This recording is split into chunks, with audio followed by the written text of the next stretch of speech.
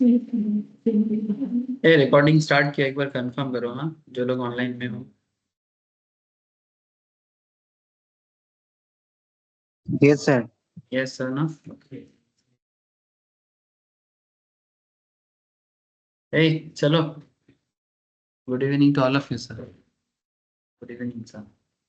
अच्छा sir, business law class में आज हम लोग एक न्यू टॉपिक पढ़ेंगे, ठीक है। कॉन्ट्रैक्ट का क्लास सारा साल भर चलता रहता है, फिर चलेगा क्योंकि कॉन्ट्रैक्ट एक्ट इम्पॉर्टेंट है।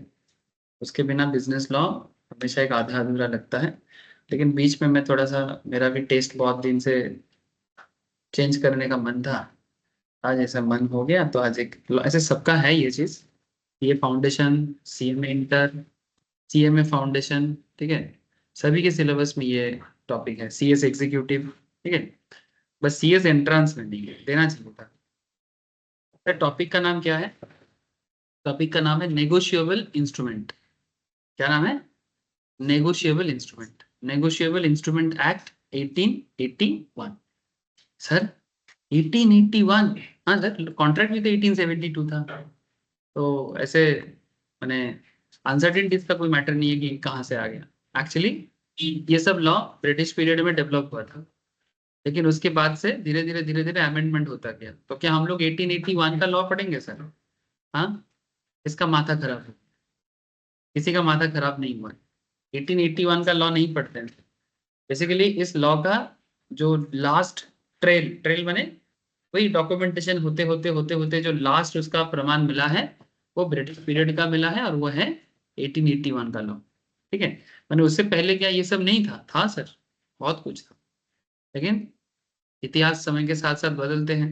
इसलिए लास्ट जब ब्रिटिश छोड़ के गया, उसका जो थोड़ा बहुत कनेक्टिविटी है, उसी को लेके हम लोग चल रहे हैं। समय के साथ साथ बहुत सारा लॉ चेंज भी हो रहा है। रिसेंट ट्रेंड में स्पेशली करंट गवर्नमेंट जो है ना सर, ये बहुत सारा चीजों में एक इंडियननेस लाने का कोशिश किया है, बहुत सारा चीज। और बिल भी पास किया, और लीगल कॉन्सेप्ट जो है, जो ब्रिटिश का जो कनेक्टिविटी चल रहा था, उस सब से हम लोगों को, माने कॉलोनाइज्ड माइंड सेटअप से बाहर निकलने का एक करेंट तरीका चल रहा है, ताकि ऐसा ना लगे कि भारत किसी कभी का किसी का कॉलोनी था। क्यों नहीं लगना चाहिए? क्योंकि जब तक ये कॉलोनियल माइंड सेटअप माइंड पे रहता है ना, इंसान के मन से ना चमचागिरी नहीं जाता है। तो गवर्नमेंट का करंट मानना है कि भाई इतिहास में ऐसे कंट्री का हिस्ट्री अगर चेक किया जाए इंडिया का, तो इसका हिस्ट्री 5,000 साल पुराना, और भी पुराना होगा, 10,000 भी हो सकता है। उस ऑन दैट टाइम शायद बाकी कंट्री का जन्म ही नहीं हुआ था, शायद नहीं, मतलब एकदम प्रूफ के साथ। जैसे जिस टाइम का महाभारत का हिस्ट्री हम लोग पढ़ते हैं, या रामायण के बारे में जो पढ़ते हैं, उसका अगर तुम कार्बन डेटिंग करोगे या फिर डॉक्यूमेंटेशन का कभी हिसाब करोगे, तो उसका, जैसे नासा ने अपने ऑर्बिटरी में ना, जैसे हमारे देश में जैसे वो पुराने पंडित लोगों के पास रामायण पंजिका होता है, जानते हो पंजिका? इसमें ना वो डेट वगैरह लिखा रहता है। तो किसी ने पूछा था कि राम जी का जन्म का डेट बोला था, ठीक है। तो डेट को नासा ने अपने ऑर्बिट में जो कैलेंडर कॉन्सेप्ट है उसमें डाला। तो पता चला कि आज से कम मैंने, एज पर नासा का जो सिस्टम है, उसमें 7,500 साल पुराना निकला, 7,500 ईयर्स एगो। सो इतिहास भारत का बहुत पुराना है। वो सब टाइम पे ये सब कंट्री का जन्म भी नहीं हुआ था। तो लेकिन समय के साथ साथ क्या हुआ है ना, ये बीच में कभी 100 साल 200 साल का थोड़ा सा कॉलोनाइज हिस्ट्री है, तो वो हिस्ट्री को याद करके जिंदगी चलेगा क्या? तो प्राइड मूवमेंट कुछ नहीं है, देश का गौरव का कुछ नहीं है। लोगों को क्या पढ़ना चाहिए? जंग पढ़ाना चाहिए कि गौरव पढ़ाना चाहिए? कौन कौन तुमको लूटा ये बताए, कि कब कब हम लोग क्या थे, राजा थे। जैसे घर पे जब माँ पापा कहानी सुनाते हैं, जैसे मानो किसी का फाइनेंशियल कंडीशन खराब हो गया है, फैमिली का, तो वो क्या बोलते हैं कि तेरे दादाजी का भी फाइनेंशियल कंडीशन खराब था, उसका दादाजी का भी फाइनेंशियल कंडीशन खराब था। ये कहानी सुनाता है कि कहानी में कुछ और सुनाता है? ये कहता है कि दादाजी का इतना पैसा था, इसको भी पूछो, मेरा दादाजी जमींदार था, पूछो घर पे, ऐसा।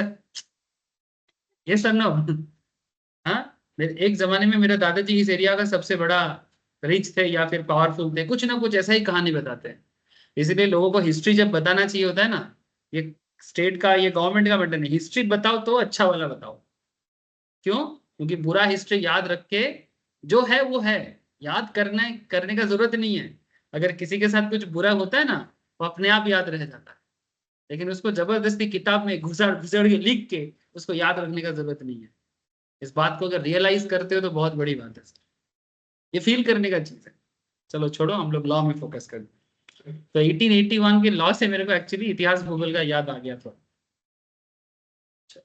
तो आज का लॉ है नेगोशिएबल इंस्ट्रूमेंट। सर पैसा कमाने वाला लॉ, पैसा कमाने वाला नहीं, पैसे का लेन देन होता है ना।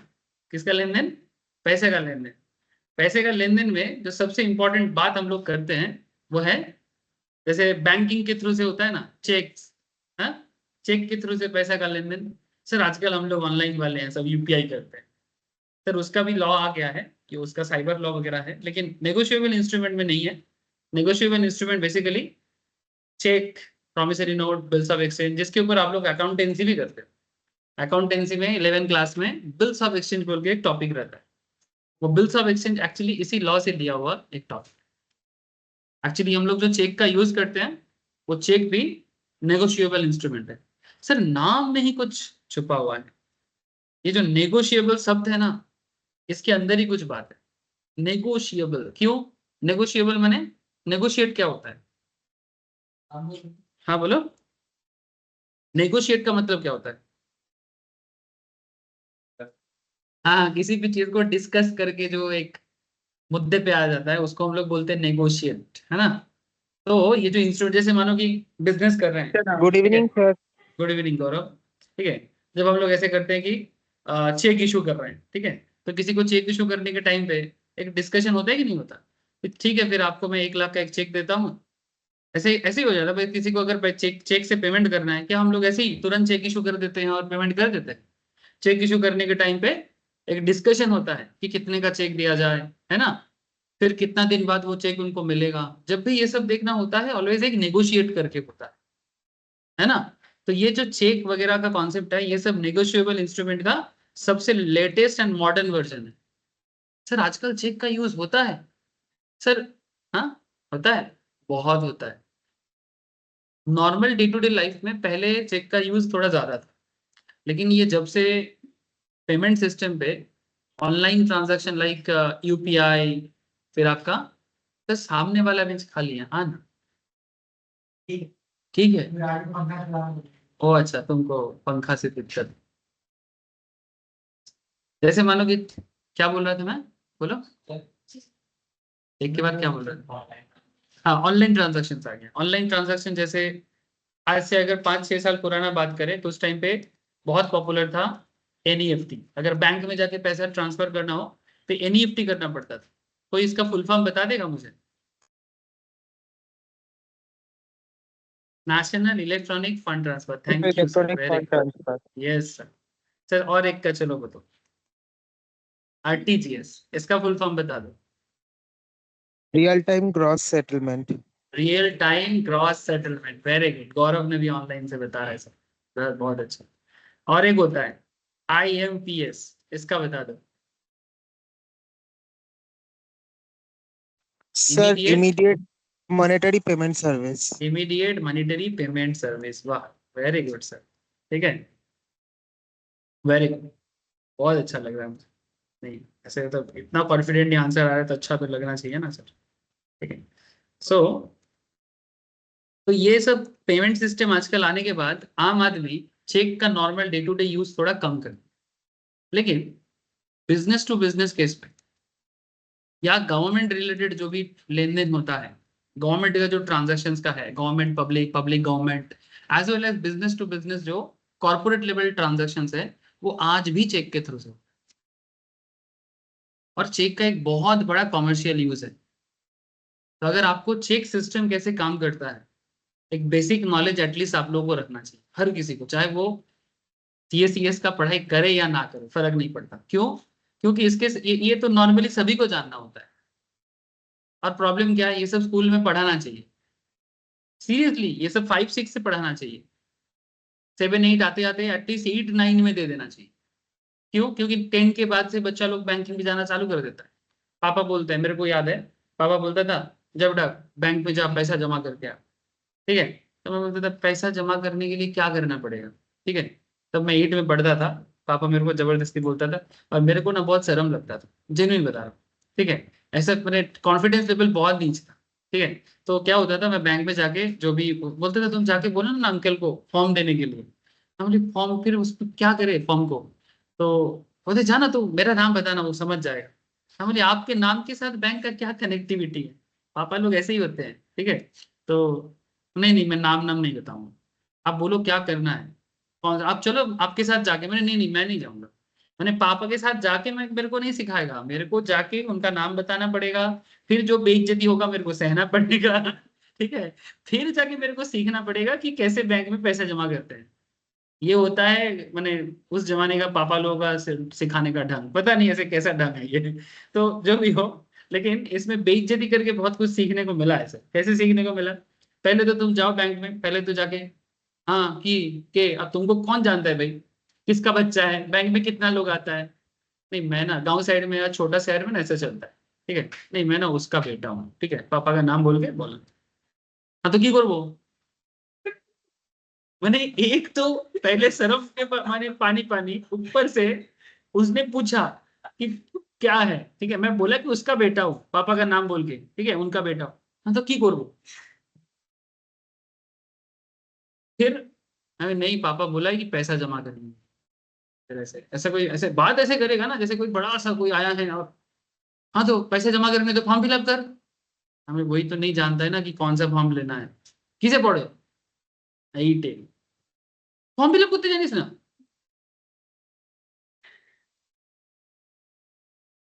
फिर फॉर्म तो उसमें लिखा है ना, किसके फेवर में जाएगा, है। फिर उसमें कितना अमाउंट डिपॉजिट करना है, फिर रिटर्न वर्ड्स, सॉरी हाँ वर्ड्स में लिखो। फिर सिग्नेचर का जगह होता है, ठीक है। और अगर पेबल अगल का चक्कर हो, चेक रिलेटेड मैटर, तो और झमेला, ठीक है। अब उसके चक्कर में 4 बार जाके पूछो, यहाँ पर साइन करें अंकल, यहाँ साइन करें अंकल, यहाँ है वही है वही है वही है। फिर वो है पेंसिल लेके टिक मेरा दिलम तो, ओ अच्छा ठीक है, फिर टिक मार देता है। फिर भी कॉन्फिडेंस नहीं आता है ना, क्योंकि 10 तुम वहां पर जाओगे ना, फिर यहाँ क्यों किया है, नहीं होगा, फिर से कर। हाँ? समझ रहे हैं। तो दिक्कत ये है, क्योंकि वहां पर अच्छा ये हालत क्यों होता है, क्योंकि बच्चे लोगों को इसका कोई बेसिक एजुकेशन ही नहीं दिया जाता। शायद बच्चा कॉमर्स पढ़ने के टाइम पे क्लास 11 में आके नेगोशिएबल इंस्ट्रूमेंट माने बिल्स ऑफ एक्सचेंज के नाम पे पढ़ता तो है, पर बच्चा को एंट्री के चक्कर में ऐसा फंसा दिया जाता है कि वो तो बस बिल्स के एंट्री और बिल्स पेबल और बिल्स रिसीवेबल ही समझते हैं, बैंक में जाके कैसे काम करना है ये कोई नहीं सिखाता। अपने पढ़ाई के साथ रियल लाइफ का दूरी समझ रहे हो,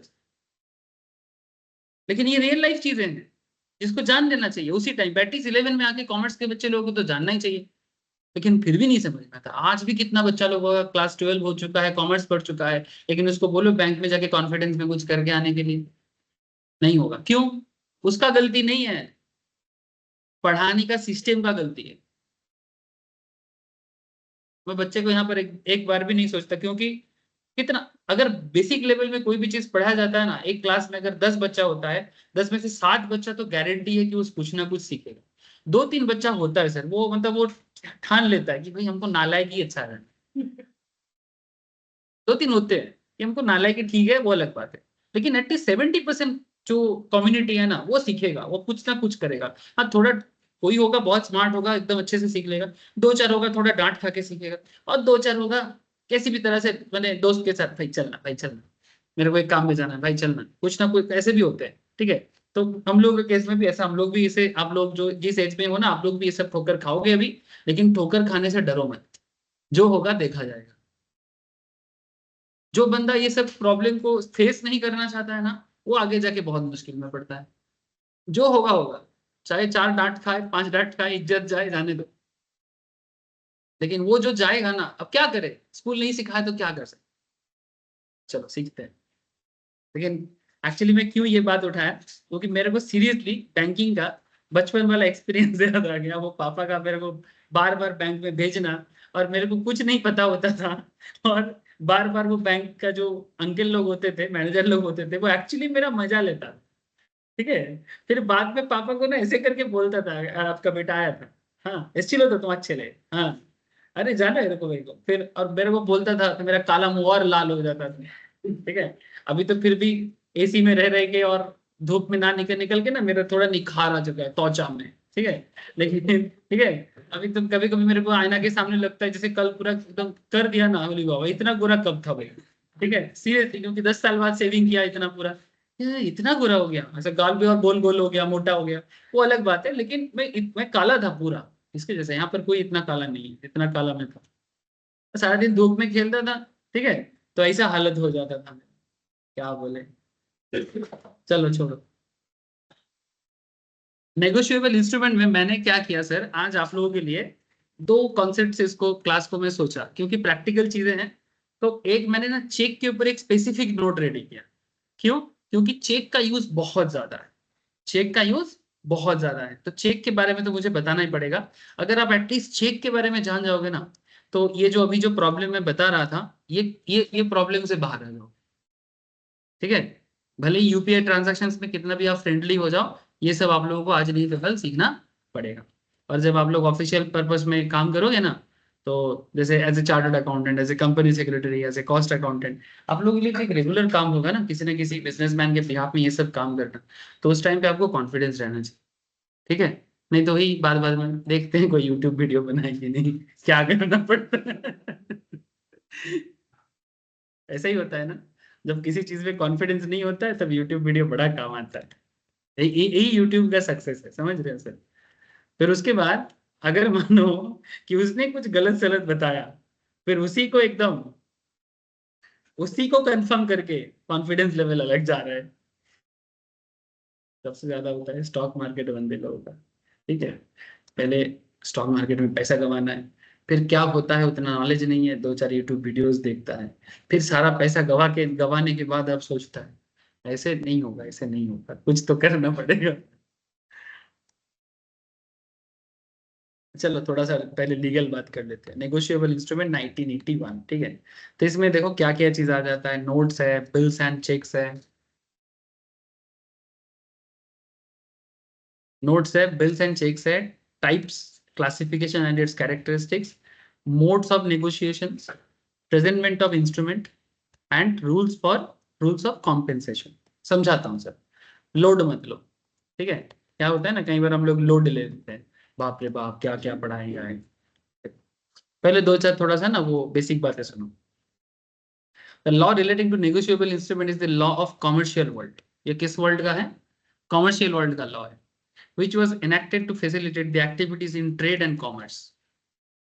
ट्रेड एंड कॉमर्स माने बिजनेस रिलेटेड मैटर को एक जान देने के लिए, माने देखो भाई अगर लेन देन ना होता प्रॉपरली, तो सोचो तो बिजनेस का क्या हालत होता।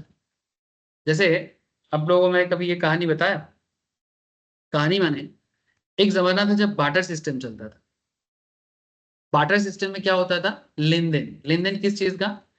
आपके पास कुछ प्रोडक्ट होता है, मेरे पास कुछ प्रोडक्ट होता है।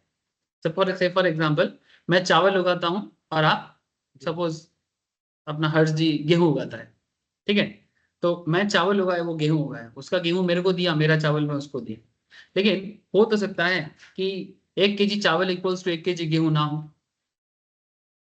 है ना, मैंने मे बी पॉसिबल। से फॉर एग्जाम्पल आपके पास एक, अब एक चीज बोलते हैं, सपोज एक के पास गाय है, ठीक है, गाय मैंने काउ, ठीक है, तो कोई मेरे को काउ बेच रहा है और बदले में मैं उसको कोई खाने का चीज बेच रहा हूँ, ठीक है, अब मैं बोल रहा हूँ कि चलो एक काम करते हैं, 1.5 किलो चावल तो हो सकता है, ठीक है, लेकिन 1.5 गाय कैसे बनेगा? यहाँ पर मैं कंप्लीट काउ का बात कर रहा हूँ, ठीक है, वो कोई चिकन मटन टाइप का मत सोचो, ठीक है, तो जस्ट में कंप्लीट गाय जैसे दूध देगा, जैसे पुराने जमाने में लोग गाय को दूध के पर्पस में बहुत यूज करते थे इंडियन सोसाइटी में, तो अब तुम 1.5 गाय कहां से देगा, मैंने आधा गाय कैसे का ट्रांजेक्शन करेगा? नॉट पॉसिबल ना। आधा बकरा कैसे देगा? आधा मुर्गी कैसे देगा? अब कोई बोलेगा काट के देंगे, ऐसा मत बोलो फिलहाल, ठीक है, ये वेजिटेरियन क्लास है।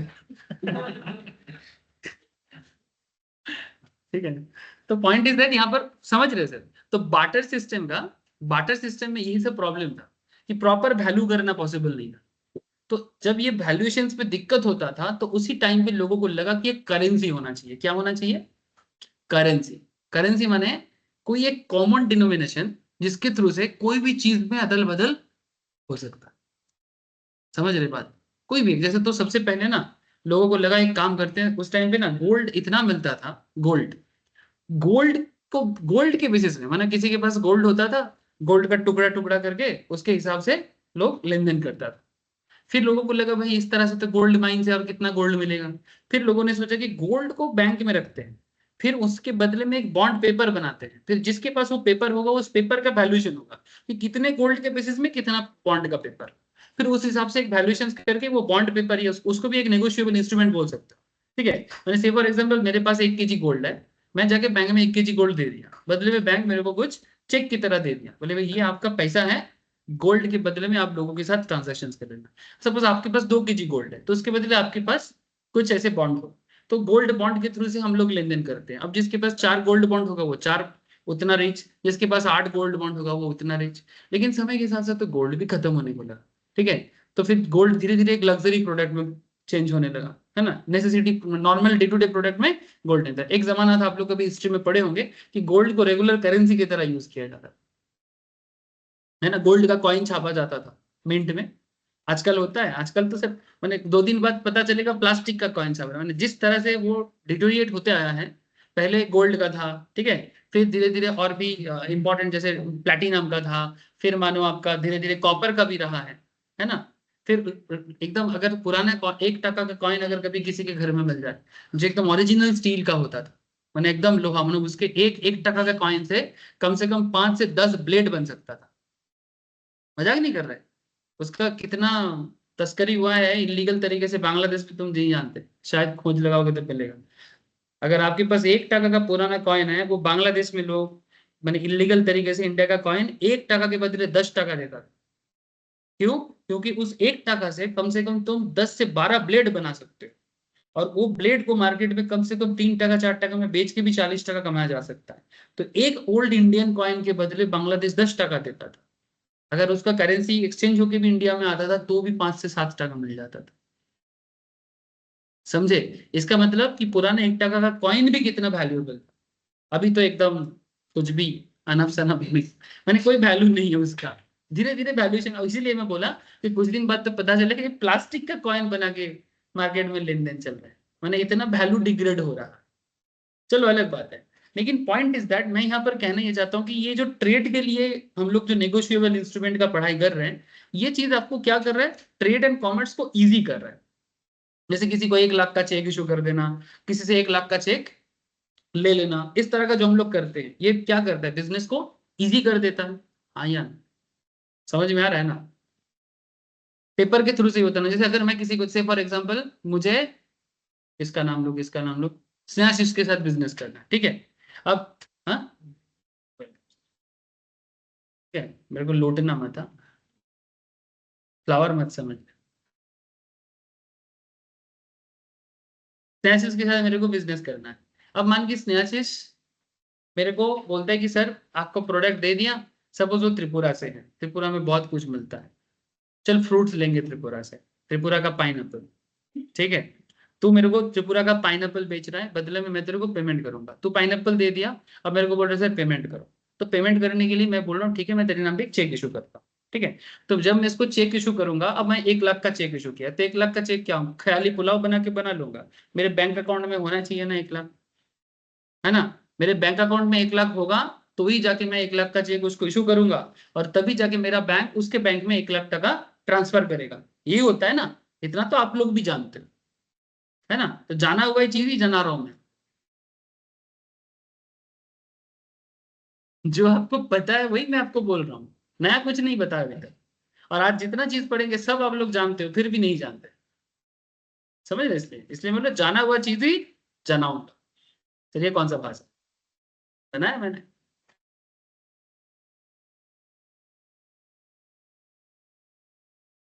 जैसे यहाँ पर एक देखो क्या बोलता है कि the law related to negotiable instrument is the law of commercial world which was enacted to facilitate the activities in trade and commerce, making provisions for giving sanctity of the instrument of credit which could be deemed to be convertible into money and easily passable from one person to another.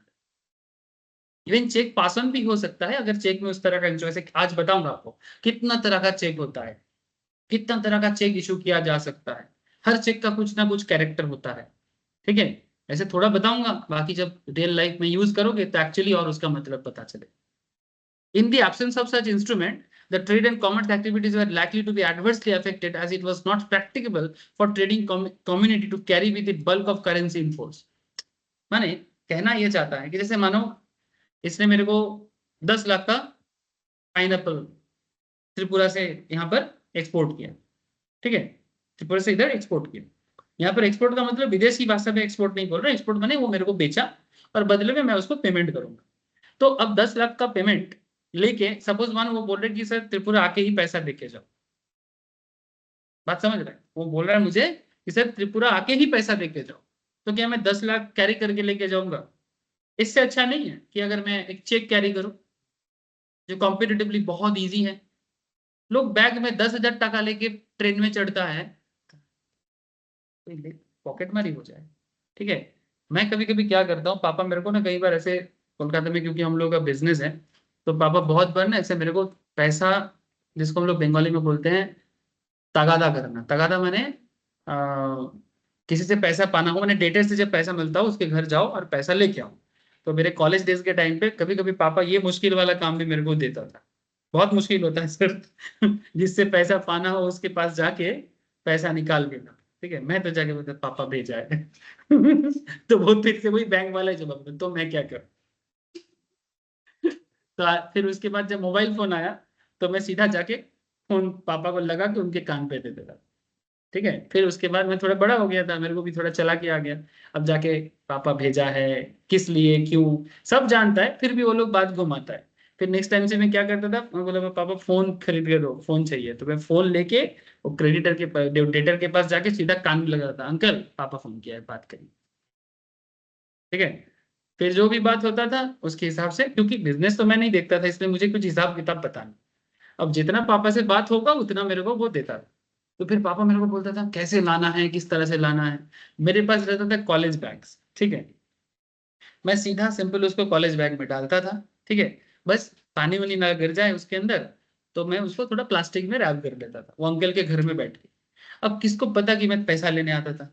एक college बच्चे से के पास पैसा होगा ये normally कोई नहीं सोचेगा। पापा लोग क्या सोचते थे, अटैची उटैची लेके सेट बन के था, इन लोगों के पीछे चोर पड़ सकता है। मेरे पीछे चोर कहाँ से पड़ेगा भाई, कॉलेज आता है भाई, कोई बच्चा है किसी के यहाँ पर कोई है तो आता है चुपचाप। मेरे दिमाग में ये चीज था, मैं इवन ट्रेन में चढ़ के नहीं आया, मैं सीधा एकदम बंक में जहां पर नॉर्मली लोग लगेज रखते मैं सीधा उसी पे लगता था। उसमें 1.5 लाख है, 5 लाख है, 6 लाख है, मेरे को खुद भी नहीं पता होता था, बस मुझे इतना पता होता था पैसा है। कितना है मैं गिनता भी प्रॉपरली नहीं था, वो बंडल होता था, ठीक है, और बंडल बैठे बैठे वैसे जीप में लगा लगा कैसे ऐसे करता है वो मेरे से नहीं होता है। मैं अंकल को बोल देता था अंकल आप ही गिन लो, गिन के दे दो, बाकी पापा समझे और आप समझे, मेरे को कुछ नहीं पता। हाँ अगर थोड़ा बहुत हो 10-20 हजार का कॉन्सेप्ट हो वो मैं ऐसा ऐसा करके गिन सकता हूँ, लेकिन वो एकदम वो शुद्ध बिजनेसमैन की तरह से ऐसा हमसे नहीं होता भाई, सीरियसली नहीं होता। एक तो वो पैसा में हाथ लगा के जीभ में हाथ लगाना मेरे को एकदम हाइजीन नहीं लगता था, ठीक है। वो बार बार ऐसा करते ना और ऐसे करते ना, ये मेरे साथ नहीं होता। तो मैं सीधा बोलता था कि भाई हम अब मैं ट्रेन में चढ़ के भी मैं ऐसा करता था, ठीक है। तो बाबा बोलता था कैसे लेके आए, कैसे लेके आ गए आप, छोड़ो ना उसको। एक्चुअली मैं फील ही नहीं होते देता था कि मेरे पास कुछ है। इतना कैजुअल रहो कि, और ऐसे में देखने में गरीब टाइप का हूँ ठीक है। लोगों को ऐसे और भी शौक नहीं होता था कि क्या है इसके पास क्या ही मिलेगा, जोर से जोर एक चनाचूर का पैकेट मिल सकता है ठीक है। तो ज्यादा शो ऑफ करेगा फालतू में, पॉकेट पिक पॉकेट कुछ भी हो सकता है। मेरे घर पे पापा जिसको काम पे रखा था वो कभी कभी पापा उसको फोन करेंगे, सुन पैसा, इतना सारा पैसा कैसे लेके आना है, किस तरह से लेके आना है, फोन में सारा बात करता था। मैं पापा को बोलता था पापा कोई फोन टैप करेगा उसके पीछे पड़ जाएगा।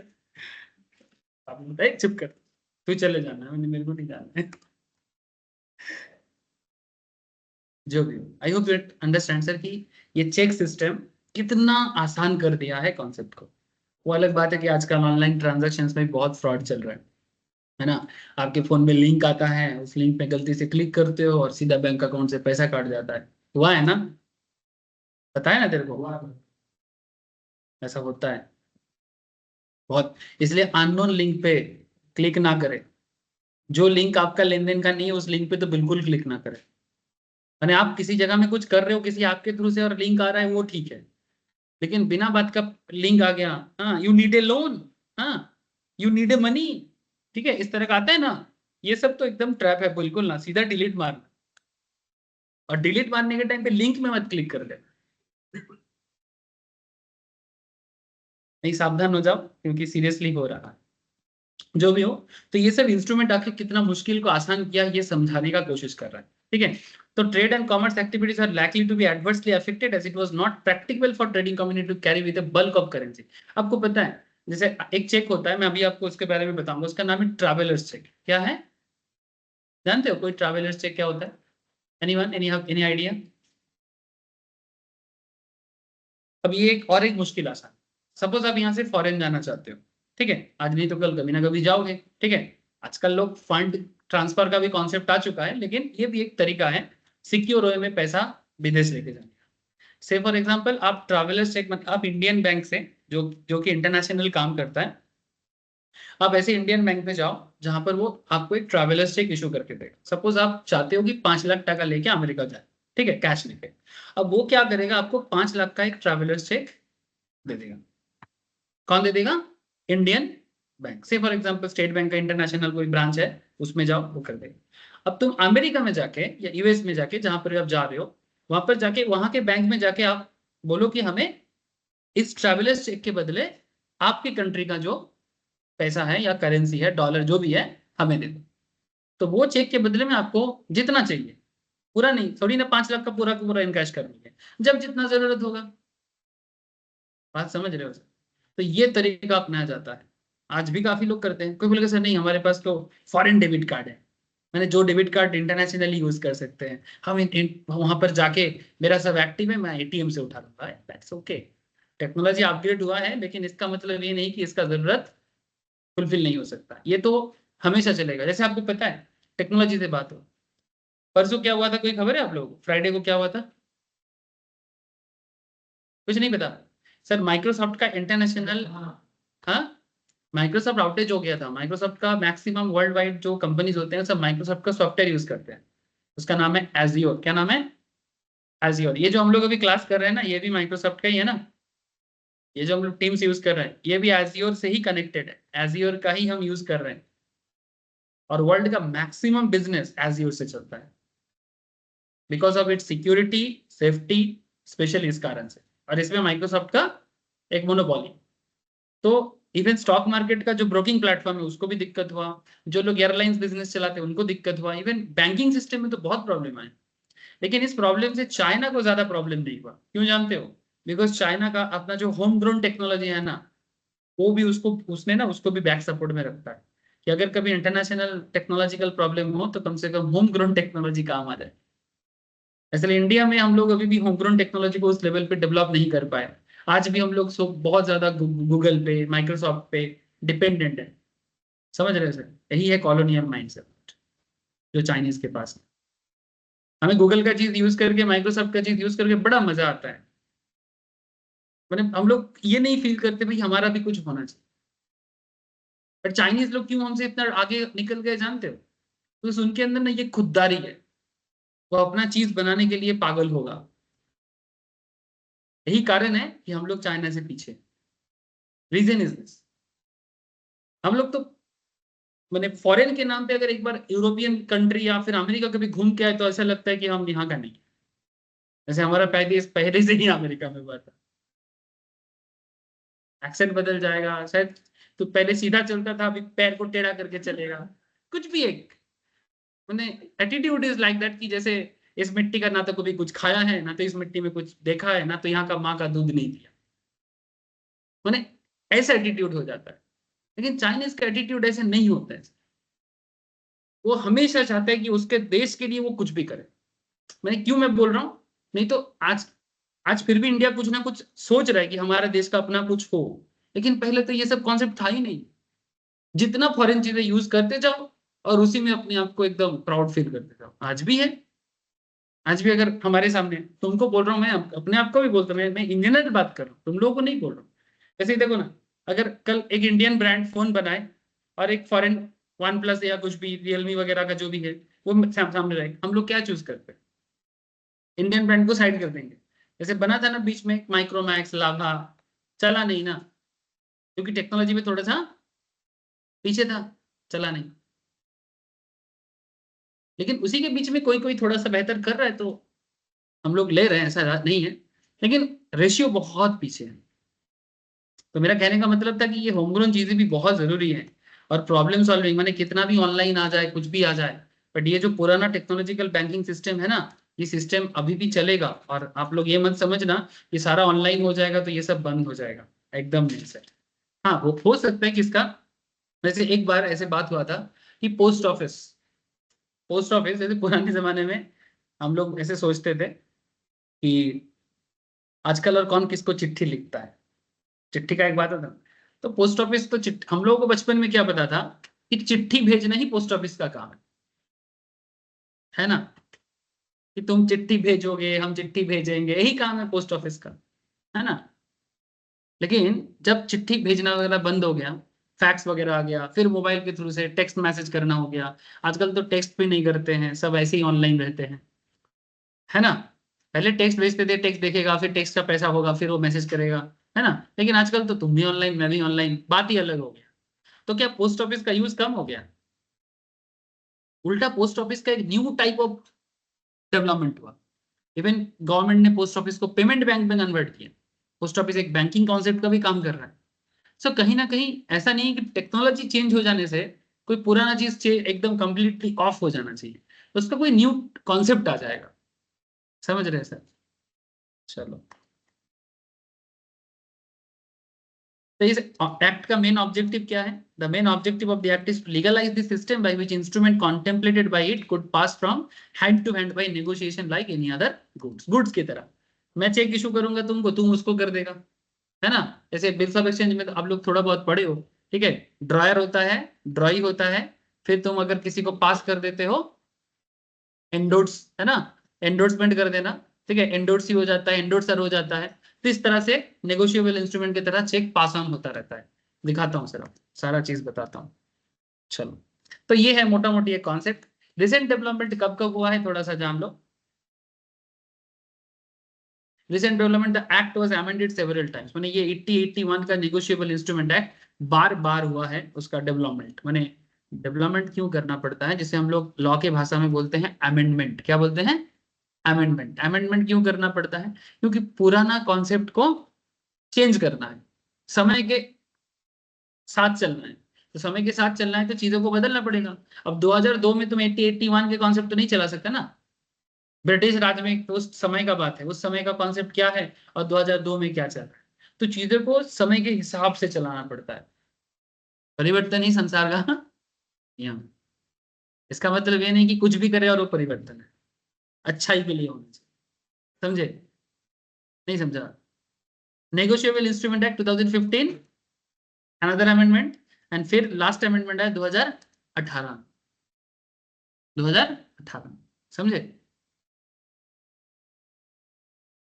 अब आ जाते हैं sir meaning of negotiable instrument. Sir इतना देर से क्या पढ़ रहे थे सर? यही तो पढ़ा रहे थे। Negotiable instrument is an instrument, the word instrument means a document. Instrument शब्द का क्या मतलब है यहाँ पर? डॉक्यूमेंट। ठीक है, इंस्ट्रूमेंट बोलने से आप लोगों को लगता है कोई औजार लेके, अभी जैसे तलवार वगैरह लेके आएंगे इंस्ट्रूमेंट, या फिर पेन वगैरह आए, इंस्ट्रूमेंट का है तुम्हारा, ऐसा बोलते हैं ना। ठीक है, यहाँ पर इंस्ट्रूमेंट का मतलब वो नहीं है, यहाँ पर इंस्ट्रूमेंट का मतलब है डॉक्यूमेंट। ठीक है, which is freely transferable by custom of trade. Customs माने प्रथा, कस्टम्स का मतलब है सिस्टम जो चले आ रहे हैं। ट्रेड करना है तो बदले में कुछ लेना देना करना पड़ेगा। मैं आपको अभी कुछ कहानी बता रहा था। कभी गोल्ड के पहले तो बाटर होता था, फिर गोल्ड के बदले हुआ, फिर गोल्ड के ऊपर बेस करके बॉन्ड हुआ, है ना। फिर करेंसी आया, फिर करेंसी का भी बेहतरीन सिस्टम चेक सिस्टम आया। अब तो चेक वगैरह से भी बेहतर सिस्टम फंड ट्रांसफर आया, फिर फंड ट्रांसफर से भी और क्विक सिस्टम यूपीआई आ गया, है ना। पता नहीं इसके बाद क्या आएगा। आई थिंक इसके बाद ऐसा कुछ जैसे क्यूआर कोड वैसे स्कैन करते हैं, अब आंखों से स्कैन कर दे, ऐसा कुछ आएगा। ठीक है, ऐसे एक बार देखोगे, हो गया, पेमेंट हो गया। मुझसे बोलना पड़ेगा, हाँ। कुछ तो होगा, है, कुछ तो होगा। नहीं, रेटिना से कुछ टेक्नोलॉजिकल, जैसे ऑलरेडी तो आधार में तो रेटिना मैच कराते ही है। जब हम लोग आधार कार्ड बनाने जाते हैं वो तो रेटिना मैच कराती है, ये फेस के थ्रू से लॉक नहीं खुलता है आप लोगों के फोन में। अरे मेरा तो सस्ता है, इसमें भी आप लोगों का तो महंगा महंगा है, उसमें तो और होगा, है ना। तो ऑलरेडी रेटिना बेस्ड कॉन्सेप्ट तो आ ही चुका है। और ये रेटिना का एक सबसे इंपॉर्टेंट क्या है कि किसी का रेटिना किसी के रेटिना के साथ मैच नहीं करता। फिंगरप्रिंट किसी के साथ किसी का मैच नहीं करता। दुनिया में करीब 700 करोड़ लोग हैं, 700 करोड़ लोगों का रेटिना अलग है, 700 करोड़ लोगों का फिंगरप्रिंट अलग है। क्या अजीब है यार क्रिएटर का, हाँ। कैसे बनाया सोचो, हाँ। सीरियसली मैं कभी कभी सोचता हूँ ऐसा संभव कैसे कर दिया।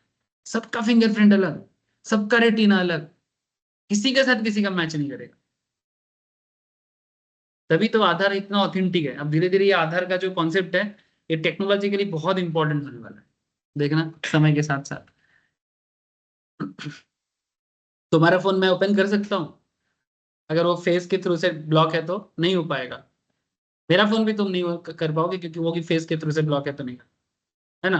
फिंगरप्रिंट भी सेम टू सेम। तो ऑलरेडी टेक्नोलॉजी आ चुका है, अब देखो इसका यूज कैसे होता है। मैंने पेमेंट सिस्टम में तो अभी तक नहीं आया, देखना पड़ेगा।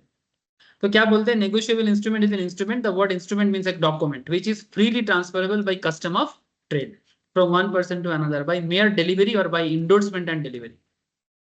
भाई मेयर डिलीवरी मैंने सिंपल में, मैं तुमको चेक डिलीवरी करता हूँ, तुम अपने बैंक में जमा करोगे, फिर बैंक उसको इनकैश करके तुम्हारे हाथ में दे देगा। या फिर मेरे को स्नेहाशीष को पेमेंट करना है, स्नेहाशीष को तेज को पेमेंट करना, और तेज को भी मेरे से पैसा चाहिए, सॉरी तेज को स्नेहाशीष से पैसा चाहिए, तो मेरा मतलब मैंने स्नेहाशीष को दिया क्योंकि स्नेहाशीष मेरे से पैसा पाता था। और मानो ऐसा भी हो सकता है कि तेज को मुझे पेमेंट करना है तो, और स्नेहाशीष को तेज को करना है, तो स्नेहाशीष एक चेक उसको दिया और वो उसको एंडोर्स करके मेरे को दे दिया, फिर वही चेक मैंने एंडोर्स करके फिर से उसको दे दिया। हो सकता है, नहीं हो सकता। मेरे को तुमसे पैसा मिलेगा और उसको मेरे से पैसा मिलेगा, तुम मेरे को दिया मैं उसको दिया, और तुमको भी उससे पैसा लेना देना था, तो अल्टीमेटली तुम्हारा भी सेटलमेंट हो सकता है। इस तरह से कोई भी सेटलमेंट सेटल हो सकता है। तो उसी में एंडोर्समेंट के कॉन्सेप्ट में वही वो घूमता फिरता रहता है। पैसा किसी का नहीं है, इसलिए मोह माया ना करें। आपके पॉकेट में जो है वो आपका नहीं है, मेरे पॉकेट में जो है मेरा नहीं है। जब जहां जहाँ जरूरत पड़ता है वो दूसरे को देने के लिए होता है। पैसा अपने लिए होता है क्या, दूसरे को देने के लिए होता है। सर फ्री नहीं, बदले में हमें कुछ मिलेगा। अभी यहाँ से जाओगे, बस में चढ़ोगे, ठीक है, पैसा नहीं, बिना पैसा देके बस में नहीं चढ़ सकते, है ना। बाइक में जाओगे, कार में जाओगे, बिना पेट्रोल भरे नहीं चढ़ सकते। तो वो तुम्हारा पैसा नहीं है, किसी और का ही है। सर तो फिर आपका दे दो, वो आपका नहीं है।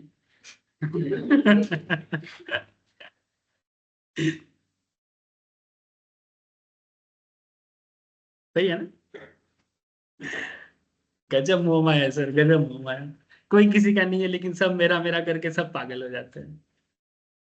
"अरे, मेरा वाला तू क्यों लिया। हाँ, सभी अंबानी के घर चलेंगे। क्यों जल रहे भाई उस पे। हाँ, तेरे को देना, अपना बेटा का शादी कराना है तेरे को, या उसका बेटा बनना है। मत जल भाई, बंदा कमाया है, खर्चा कर रहा है, क्या दिक्कत है। पूरे भारत में कोई ऐसा नहीं होगा जो गया नहीं उसके घर पे। हाँ, मजा आया। जल्दी जल्दी स्केच है। हाँ, जल्दी जल्दी स्केच है।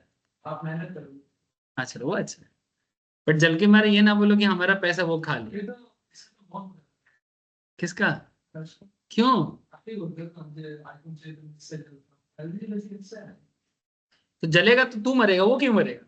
नहीं नहीं, फॉर एग्जांपल इतना अच्छा किया कि मेरे को क्लो बन गया, ठीक है। अच्छा ऐसे दवा बना दिया इसका फोन। अच्छा वो बहुत एक्सट्रीम हो गया। अच्छा, मैं बोल रहा हूँ हेल्दी। हो चले। देखो द एक्ट डज नॉट, यहाँ पर एक पॉइंट है। हम लोगों से दूर हो। देखो the act does not define the term negotiable instrument. Negotiable instrument के बारे में नेगोशिएबल इंस्ट्रूमेंट एक्ट में कुछ डिफाइन नहीं किया। सर ये क्या बात है कि एक्ट के अंदर डिफाइन नहीं किया नेगोशिएबल इंस्ट्रूमेंट क्या है। हाँ sir, however section 13 of the act provide for only 3 kind of negotiable instrument. तो जब भी आपके सामने नेगोशिएबल इंस्ट्रूमेंट के बारे में बात हो, 3 तरह का चीज सामने आ जाता है, ठीक है। क्या क्या, namely bills of exchange, promissory note and cheque. Bills of exchange, promissory note and cheque. Sir अभी आप बोल रहे थे कि सब एक है, लेकिन यहाँ तो अलग अलग बता रहे हैं। सर मैंने बोला कि सब एक टाइप का है। एक्चुअली क्या है, टेक्नोलॉजिकल अपग्रेडेशन। पहले के जमाने में प्रोमिसरी नोट चलता था। क्या चलता था? Promissory note. प्रोमिसरी नोट आपके पास भी है। आप कोई भी नोट ओपन करो, अपने हाथ में देखो, अपने पॉकेट से निकाल के एक 100 रुपए का नोट देखो, उस पर देखना एक चीज लिखा है, चेक कर सकते हो जिसको, ठीक है। एक कोई भी इंडियन रुपए निकालो, उसमें देखो लिखा है I promise to the bearer sum of rupees 100 या 500 जो भी हो, ठीक है। तो ये बियरर को, बियरर माने जो उसको अपने पास रखा है, जो अभी उसको मैंने लेके चल रहा है, उसको उसको यूज करने का परमिशन देता है। I promise to pay the bearer. ये कौन बोलता है? गवर्नर बोलता है। आरबीआई का गवर्नर। करंट गवर्नर कौन है? Who is the current governor of India? मुड़मुड़े जी मत बोल देना। एक जन को पूछा है किसी बच्चे को कि बोलो कि भारत का प्रेसिडेंट का नाम क्या है, बोले क्या मुड़मुड़े जी है, ऐसा करके द्रौपदी मुर्मू को मुड़मुड़े जी बोल दिया। क्या हालत है, छोड़ो। बोलो कौन है गवर्नर? ऑनलाइन में जवाब आएगा कि गूगल चल रहा है? आरबीआई गवर्नर बोलो। अरे इतना तो बोल दो सर।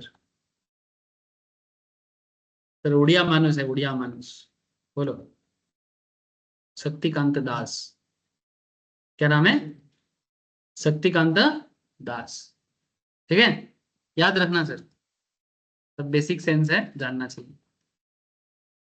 अब आपके मन में चल रहा है सर प्रोमिसरी नोट कैसे होते हैं, चलो दिखाते हैं। चलो अब थोड़ा इमेज इमेज देखो तो आप लोग, ऐसे जैसे लग रहा है कि ऐसे मैं कुछ पढ़ा रहा हूँ कि आप लोग सो गए। देखो, किसी से पैसा लिया था उसको देना है, किसी से पैसा लिया था उसको देना है, या फिर किसी से कोई प्रोडक्ट लिया था बदले में पैसा दे रहे। नॉर्मली हम लोग बदले में ही देते भाई, ऐसे कोई किसको क्यों देगा? हाँ, चैरिटी का बात अलग होता है, ज्यादा है तो कुछ दे के जा रहे हैं, ऐसे लेके तो मर नहीं सकते, इसलिए कुछ दे के मरते हैं। लेकिन अदरवाइज हम लोग बदले में कुछ लेते हैं तो बदले में पैसा देते हैं। Specimen of promissory note, ₹10,000 Lucknow में बना था अप्रैल 10, 2022 को। 3 months after date I promise to pay Shri Ramesh. Ramesh कौन? पेई। पेई माने कौन होता है? जिसको पैसा, जिसको पैसा मिलता है। Very good sir.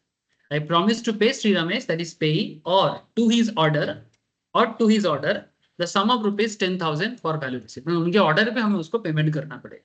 जब बोलेगा देना है, या फिर 3 महीने बाद देना है, या फिर अगर किसी और को देने बोलेगा तो उसको दे देंगे। ठीक है, 3 महीने बाद मुझे इसको देना है, जो भी वैल्यू बदले में मैं रिसीव किया था उसके बदले। ठीक है, ये जो प्रॉमिस टू पे का तुम बात कर रहे हो, this is the promissory note. यहाँ पर stamp signature by Ram to Shri Ramesh, B20 green park Mumbai is the maker. Maker माने जिसने इसको बनाया, मैंने यहाँ पर मेकर माने पेयर, मेकर माने पेयर, पेयर माने जो पेमेंट कर रहा है। ये पुराने जमाने में प्रॉमिसरी नोट होता था, आजकल इसका यूज नहीं है। लेकिन इसी कॉन्सेप्ट से चेक आया सर। जैसे आज हम जो है हमारे पूर्वज के कारण है ना, या सीधा डायरेक्टली धरती में एकदम टपक गए, इसलिए घर पे पूर्वज को याद किया जाता है। पूर्वज माने एंसेस्टर्स, है ना। तो ये चेक का एंसेस्टर है। ठीक है, कोई बोलता है, एक दिन एक पुराना पॉलिटिशियंस है, नाम नहीं लूंगा, पार्टी का भी छोड़ो, कंट्रोवर्सी नहीं करना है। आजकल मैं थोड़ा अच्छा बालक बन रहा हूँ, कंट्रोवर्सी थोड़ा कम करता हूँ। हाँ, सुबोध बालक बंगाली में बोलता है, सुबोध बालक। सुबोध बालक माने भालो चले। ठीक है, भालो चले, भालो चले, कंट्रोवर्सी करे ना, समझे? नहीं तो अभी कंट्रोवर्सी का बदबू आ रहा था दिमाग में। सुनो तो एक पॉलिटिकल लीडर था, एक जगह में बोल रहे हैं कि देश में ना ये सब राष्ट्रपति, ये सब राज्यपाल, इनका कोई जरूरत नहीं, क्योंकि ये तो कुछ करता नहीं है, सब तो प्रधानमंत्री और मुख्यमंत्री करता है, chief minister and prime minister करता है, तो राष्ट्रपति लोगों का क्या काम है? ठीक है, तो उसके जवाब में एक उल्टा साइड में एक पॉलिटिकल ग्रुप से था। ठीक है, उन्होंने एक बड़ा जवाब अच्छा दिया। ठीक है, कि अच्छा ठीक है, तो फिर राष्ट्रपति, राज्यपाल माने governor of the state and the country का प्रेसिडेंट का जरूरत नहीं है, तो फिर घर पे दादाजी, नाना जी, है ना, या ठाकुर दादा, ठाकुर माँ, इन लोगों का भी कोई जरूरत नहीं है। तो एक पद होना चाहिए जिसका एक मैंने जो बेसिकली आपको गाइड करे, जिनसे आपको परमिशन लेना पड़ता है। ये राष्ट्रपति गवर्नर ना वो लेवल का ओहदा सोसाइटी में लिए रोल प्ले करता है। राष्ट्रपति देश नहीं चलाता हमारे कंट्री में, मैंने इंडिया का कॉन्सेप्ट ऐसा है, मैंने वो एक गाइडेंस की तरह है। रूल का, लॉ का वो पालन करना जानता है। अगर गलती करते हैं कोई तो उसे याद दिलाते हैं कि नहीं ये एज पर रूल नहीं, आप ऐसा नहीं कर सकते। घर चलाते पापा ये, लेकिन घर पे अगर दादाजी है तो पापा डिसीजन मेकिंग के टाइम पे एक बार पूछते हैं दादाजी को कि पापा ऐसा कर रहे हैं, ठीक कर रहे हैं। ये रोल प्ले होता है उनका।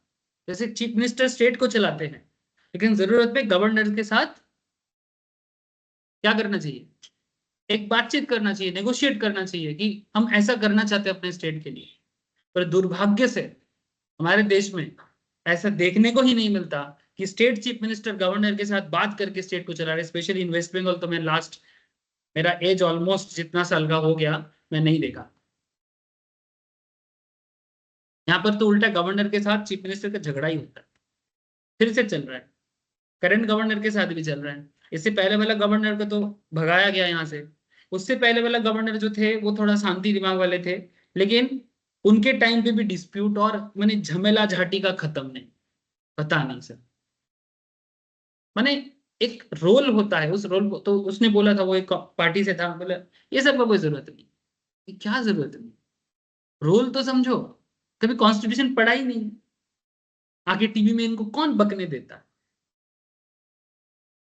ऐसे लोगों को हम सुना करो, सर कौन है पता ही नहीं। अरे भाई ऐसा बहुत लोग होते हैं जो बिना जाने आके टीवी में सिर्फ कंट्रोवर्सी और टीआरपी क्रिएट करने के लिए अनफ शनफ बोलते हैं। और टीवी वाले इतना बदमाश है, ऐसे लोगों को जबरदस्ती खींच के लाते हैं, क्योंकि ये लोग चिल्लाएगा तो आप लोग ये देखो झगड़ा अभी होगा, अभी आएगा मजा। बट उधर यूट्यूब में व्यूअर्स बढ़ेगा, टीवी में भी टीआरपी रेटिंग्स बढ़ता जाएगा, और हम लोग ऐसे करते चल रहा है। मैं पापा को देखता हूँ बैठे रहे, क्या क्या सुन रहे हो, अरे मजा आ गया, तू देख, तू भी गा, तू भी गा। मैं बोली कुछ नहीं, आप बंद करो इसको, माथा खाएगा कुछ और कुछ नहीं करेगा। ये लोग हम लोग को पॉलिटिक्स भी जितना लॉ है ना वो भी भुला देगा। ये बांग्ला में नहीं होता स्टार नंदू में, देखे हो कभी, तो सुमन करता है, कुछ लोगों को लेके आता है फालतू में, कोई किसी का नहीं सुनता है, चिल्लाता रहता है, चिल्लाता रहता है, नहीं देखा तुम लोग। और हिंदी में भी होता है, हिंदी में भी होता है। तो ये सर एक बेसिक प्रोमिसरी नोट का एक स्पेसिमेन है, ऐसा होता था। बाद में चेक में क्या ट्रांसफर है, चलो आपको मैं चेक बताता हूँ। आप लोग ना ये सब मैंने पुराने एंसेस्टर से आपको कोई इच्छा नहीं दिख रहा है ना, मेरे को दिख रहा है आप लोगों का फेस, ऐसा लग रहा है कि क्या बोरिंग चीज पढ़ा रहे हो सर। चलो तो भाई चेक पढ़ाते हैं, चेक पढ़ लो, फिर बाद में एक बार देख लेना, ठीक है। एंसेस्टर को एक बार देखना पड़ेगा, मैं क्योंकि एक्चुअली बिना एंसेस्टर का ना आप इनको समझ नहीं पाओगे, इसलिए एंसेस्टर को जानना जरूरी है। और एग्जाम में क्वेश्चन एंसेस्टर से पूछता है आपका एंसेस्टर कौन है, चेक से ज्यादा पूछता है। चेक का दादाजी है प्रोमिसरी नोट, चेक का पापा है बिल्स ऑफ एक्सचेंज, समझे।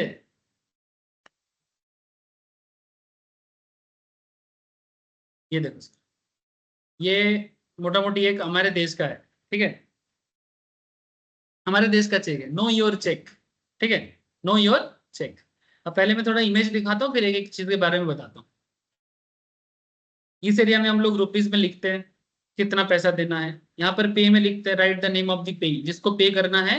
सपोज मैं स्नेहाशीष को पे करूंगा तो मैं यहाँ पर स्नेहाशीष का नाम लिखूंगा, पे स्नेहाशीष जो भी है, क्या है तेरा, सिन्हा,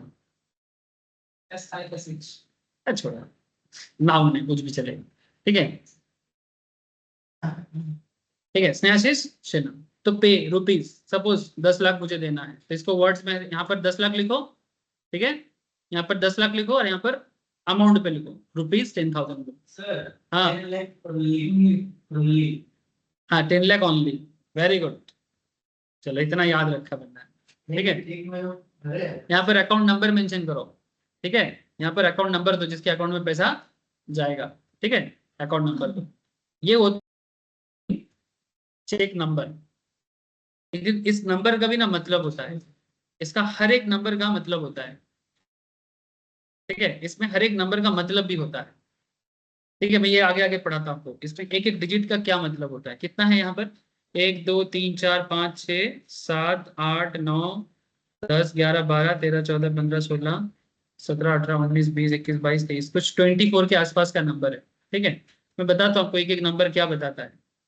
और ये देखो, ये फॉरेन में ऐसा दिखता है एंड ऑलमोस्ट सेम है, बट वहां पर इन लोगों का थोड़ा सा एक स्पेशलिटी रहता है, मेमो वगैरह भी होता है, मैंने किस लिए चेक दे रहे हो वो भी तुम मेंशन कर सकते हो। एक मेमो का भी जगह होता है, यहाँ पर है क्या? हाँ है, ये देखो मेमो। मेमो हमारे चेक में दिखता है, कभी देखे हो घर पे?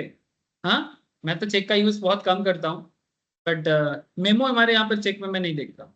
ठीक है, स्पेशली अकाउंट भी चेक में तो बिल्कुल नहीं देखता मैंने। जो चेक बैंक हमें इशू करता है, मेमो मैंने किस पर्पज पे तुम चेक को इशू करो, बाकी वही सेम टू सेम। डेट दे दो, यहाँ पर पर्सनल इन्फॉर्मेशन, किसका नाम पे तुम्हारे नाम का चेक है तो उसका डिटेल्स दिखता है, डेट का जगह में ये डेट दिखता है। हाँ बोलो सर। हम्म, किता किता। স্যার বলছি এটা কি মানে ইউএস এর চেক মানে ফরেন কান্ট্রির চেক? हाँ ये डॉलर का है, यूएस का चेक है। सेम ही है, सेम ही है, बस यहाँ पर एक मेमो का जगह दिया है, बाकी और कुछ मुझे डिफरेंस नहीं लग रहा है सर। ये फॉरेन कंट्री का है, चेक सेम ही होता है मैक्सिमम कंट्री का। देखो यहाँ पर एग्जैक्ट अमाउंट वैल्यू पे लिखे, क्या हो रहा है क्या? मैं कभी ठंडा कभी गर्म ऐसा हो जाएगा क्या? जिसका भी लगे वही मैं पूछ रहा हूँ। ये चेक का नंबर है, ठीक है, ये चेक का नंबर बता रहा है, ये राउटिंग नंबर है, ठीक है, अकाउंट नंबर का डिटेल्स है, ठीक है, मेमो है, बस एक सेम है, ज्यादा डिफरेंस कुछ नहीं है। तो ये एक सैंपल मैंने यहाँ पर इमेज के तौर पे दे दिया। अब चलो एक एक चीज पढ़ते हैं। What is check? एक्चुअली इसमें जो सबसे मेन चीज होता है पढ़ाई करने के टाइम पे, वो होता है कि ये जो एग्जाम में ज्यादातर जो क्वेश्चंस पूछा जाता है, जिसमें स्टूडेंट्स का ना बहुत दिक्कत होता है, वो है कौन मेकर है कौन पेई है ना। लोग ये कंफ्यूज हो जाते हैं, पेई और मेकर में डिफरेंस नहीं समझते। ड्रॉयर कौन है ड्रॉई कौन है ये नहीं समझ पाते। मेकर डेटर पेयर में डिफरेंस नहीं समझ पाते, बियरर क्रेडिटर पेई में डिफरेंस नहीं समझ पाते। तो ये इंटरचेंजेबली यूज होता है, मैं आपको धीरे धीरे सब बताता हूँ, आप लोग हड़बड़ मत करो। ठीक है, आपको अगर प्रॉमिसरी नोट समझ में आएगा ना तो जाके आपको बिल्स ऑफ एक्सचेंज भी समझ में आएगा। अगर बिल्स ऑफ एक्सचेंज समझ में आएगा तो बेसिकली चेक भी समझ में आएगा। ठीक है, ये देखो ये चेक ऐसे होते हैं ना, जैसे मैं आपको अभी दिखाया, ओरिजिनल में दिखाया, सेम टू सेम है। तो इसमें पार्टीज कौन होते हैं? एक्चुअली चेक में थोड़ा पार्टी का संख्या बढ़ जाता है, बिल्स में थोड़ा लिमिटेड है, और प्रॉमिसरी में पार्टी थोड़ा और कम है। कम माने माने उसका लिमिटेड यूज है, माने प्रॉमिसरी नोट के केस में तो हार्डली 2 लोग मिलकर यूज कर सकता है, ज्यादा यूज नहीं है उसका। तो सिंपल कुछ भाषा में मैंने चेक के बारे में यहाँ पर लिखा, a cheque is an instrument with an unconditional order in writing address to the bank to pay a specific sum of money to the bearer. Bearer माने जिसको मैं दे रहा हूं, है ना, जो इस चेक। हाँ बोलो सर। স্যার क्या যাকে बोला? টাকা দেবো, जाके टाका স্যার दे। যাকে very good sir, very good sir. अब मनी टू द बियरर और टू द पर्सन और एंटिटी। एंटिटी माने अगर कंपनी वगैरह हो तो क्या हो जाएगा? एंटिटी, है ना। फिर वहां पर क्या लिखता है? नेम्ड एज अ पेई, माने पेई जिसका नाम लिखना पड़ता है, टू पे, पेई का ही नाम लिखते हैं ना, अभी तो वही दिखा रहे हैं। माने बेसिकली जब यूज होता है ना उसका एक एक मतलब यहाँ पर बोला है। ठीक है, a cheque can be issued for a current account और ए सेविंग्स अकाउंट। आप करंट अकाउंट का भी चेक यूज कर सकते हो और सेविंग्स का भी कर सकते हो। करंट अकाउंट जानते हो क्या होता है? क्या होता है बोलो? बिजनेस खोलने सर के उसका बिजनेसमैन लोग खोलते हैं। लिए अकाउंट खोलना पड़ता है। बिजनेस कैसे होता है? बिजनेस मैन का क्योंकि रेगुलर बहुत ट्रांजेक्शन होता है, लेन देन बहुत चलता है, सारा पैसा उसका नहीं होता है। बिजनेसमैन का जितना पैसा होता है वो बेसिकली उसका बिजनेस के लिए है, टर्नओवर होता है उसके थ्रू से। तो बिजनेसमैन का रेगुलर लेन देन का जो पैसा होता है ना वो करंट अकाउंट में दिखाता है। फिर उसके बाद उसका जो इनकम होगा वो साल में एक बार उसको सेविंग्स पर ट्रांसफर करता है। तो करंट अकाउंट को सिंपल भाषा में बोल सकते हो इसे चालू अकाउंट। करंट अकाउंट आपका इनकम का प्रॉपर शो नहीं करता, बेसिकली वो लेन देन का एक अकाउंट है। आप अपने बिजनेस रिलेटेड सारा ट्रांजैक्शन करंट अकाउंट के थ्रू से करोगे। इसमें सुविधा ये होता है कि आपका आप इजीली बिजनेस कर सकते हो। अगर सेविंग्स में सारा पैसा दिखा दोगे ना, अगर मानो बिजनेस कर रहे हो, लेन देन का सारा पैसा सेविंग्स में ले रहे हो और ट्रांजैक्शन लेवल बहुत ज्यादा हो रहा है, 10 लाख 15 लाख 20 लाख के ऊपर चला जा रहा है, तो फिर बहुत मुश्किल हो सकता है टैक्स के केस में। लेकिन अगर आपका लेन देन कम है तो इट्स ओके, सेविंग्स में भी आप काम चला सकते हो। छोटा मोटा बिजनेस के लिए सेविंग्स में काम हो जाएगा। मोटा मोटी अगर 10 लाख के अंदर का बात है, 5 लाख 7 लाख 8 लाख 10 लाख के बीच में, इट्स ओके, ठीक है, गवर्नमेंट उतना कुछ नहीं बोलेगा। लेकिन अगर मानो कि आपका बिजनेस ट्रांजेक्शन बहुत दिन पे दिन बढ़ रहा है, तब एक अब करंट अकाउंट खोलना जरूरी है। बहुत केस में मैंने देखा बहुत लोग बिजनेस खुलता नहीं, उससे पहले करंट अकाउंट वगैरह खोल के एकदम मेरा सब कुछ बन गया, मैं भी बिजनेस करूंगा। पहले बिजनेस कर, बाद में बना। पहले बिजनेस कर, 5 टका मेहनत का कमा, उसके बाद जाके करंट अकाउंट खोलना। क्योंकि करंट अकाउंट खोलने के लिए ना, करंट अकाउंट खोलने के लिए बैंक को चार्जेस देना पड़ता है। अगर आपका किसी बैंक में करंट अकाउंट चल रहा है ना, तो बैंक आपसे चार्जेस काटता है उसके लिए। सेविंग्स के केस में बैंक आपको इंटरेस्ट देता है आपके पैसे के ऊपर। हाँ, उल्टा डेबिट कार्ड इशू करता है, उसका चार्ज काटेगा। करंट अकाउंट के केस में मेंटेन करने के लिए करंट अकाउंट का चार्ज काटेगा। डिपेंड करता है बैंक टू बैंक, ठीक है। इसलिए बहुत लोगों को मैंने देखा बिजनेस चालू नहीं हुआ, कुछ नहीं हुआ, पहले सब ओपन है, सब रेडी करके बैठ गया। अरे भाई बिजनेस कहाँ है, वो तो दिखा पहले। इसलिए करंट अकाउंट खोलना, अगर बिजनेस का कीड़ा है किसी के दिमाग में, पहले बिजनेस कर लेना, ठीक है। और अगर कभी इनकम टैक्स चिट्ठी भेज भी दे सेविंग्स के चक्कर में, अच्छा ही है ना, तुम कुछ कर रहे हो, उसको पता चल रहा है सरकार, ठीक है। A check can be issued for a current account or a savings account and can be used to deposit or pay money to other people through bank account. Through bank account माने यहाँ पर basically cash का carry नहीं करना है हमें, हमारे मेरे बैंक अकाउंट से पैसा तुम्हारे बैंक अकाउंट से, तुम्हारे बैंक अकाउंट से पैसा मेरे बैंक अकाउंट में, सारा काम ऑनलाइन में हो जाएगा। बदले में बस ट्रांजेक्शन में क्या चलेगा, एक पत्ता, एक कागज का पत्ता, लीफ, है ना। एक एक चेक का लीफ का दाम होता है सर 3 टका 3.5 टका दाम होता है। कभी चेक के लिए बैंक में जाके अप्लाई करना, दाम लेता है, और जितना पेज होगा उसके हिसाब से इंटू कर लेना, नंबर ऑफ पेजेस का दाम कितना है। यानी एक पेज चेक काट के ऐसे लोग देते हैं ना, जो थोड़ा सा स्टाइल में बिजनेस करता है, क्रैक करके एक आवाज आता है, क्रैक करके सर, ठीक है, ऐसा कर दिया। तो वो जब पेमेंट तुमने काटा ना, सपोज तुमने एक 5,000 का चेक दिया किसी को एग्जाम्पल के रूप में, तो तुमने 5,000 नहीं दिया 5,000 भी दिया, और चेक का एक पेज का दाम है 3 टका, वो 3 टका भी दिया। समझे क्यों? तुम बैंक में अप्लाई करके देखना कि चेक के लिए अप्लाई करने से, अगर नहीं करते पापा को पूछना, घर पे कोई तो होगा रे बाबा ये सब करते होंगे। Every cheque is unique and contains a unique cheque number. मैं आपको चेक का एक बेसिक डिटेल्स बता रहा। हर चेक में क्या रहता है, MICR नंबर होता है, ठीक है, मैग्नेटिक एक कोड होता है उस पर, एक IFSC कोड होता है जो बैंक स्पेसिफिक होता है बैंक अकाउंट के हिसाब से। The issuing party is called the dryer. जो इशू करता है उसे क्या कहते हैं, ड्रॉयर कहते हैं। जो चेक इशू करता है उसे क्या कहते हैं, ड्रॉयर करते हैं। And the one it is issued is called पेई। जिसके नाम पे किया जाता है उसे पेई कहते हैं, याद रहेगा। अगर तुमको मेरे से पैसा मिलेगा और मैं अगर चेक इशू कर रहा हूं तो मैं कौन हूं, ड्रॉयर, और जिसके नाम पे कर रहा हूं पेई। आगे मत बोलना सर कि समझ में नहीं आ रहा है, ठीक है। धीरे धीरे क्या होगा ना, बिल्स ऑफ एक्सचेंज में बहुत लोगों को मैंने देखा अकाउंटेंसी में दिक्कत होता है, सर कौन ड्रॉयर कौन ड्रॉई, किसको डेबिट करे किसको क्रेडिट करे, माथा खराब करता है। एक्चुअली माथा खराब तब होता है उनको समझ में नहीं आता कि किसके तरफ से पेमेंट हो रहा है, किसके तरफ से पेमेंट रिसीव हो रहा है, कौन ले रहा है और कौन दे रहा है। जब तक ये क्लैरिटी ना हो, बिल्स ऑफ एक्सचेंज हमेशा दिमाग के ऊपर चला जाएगा।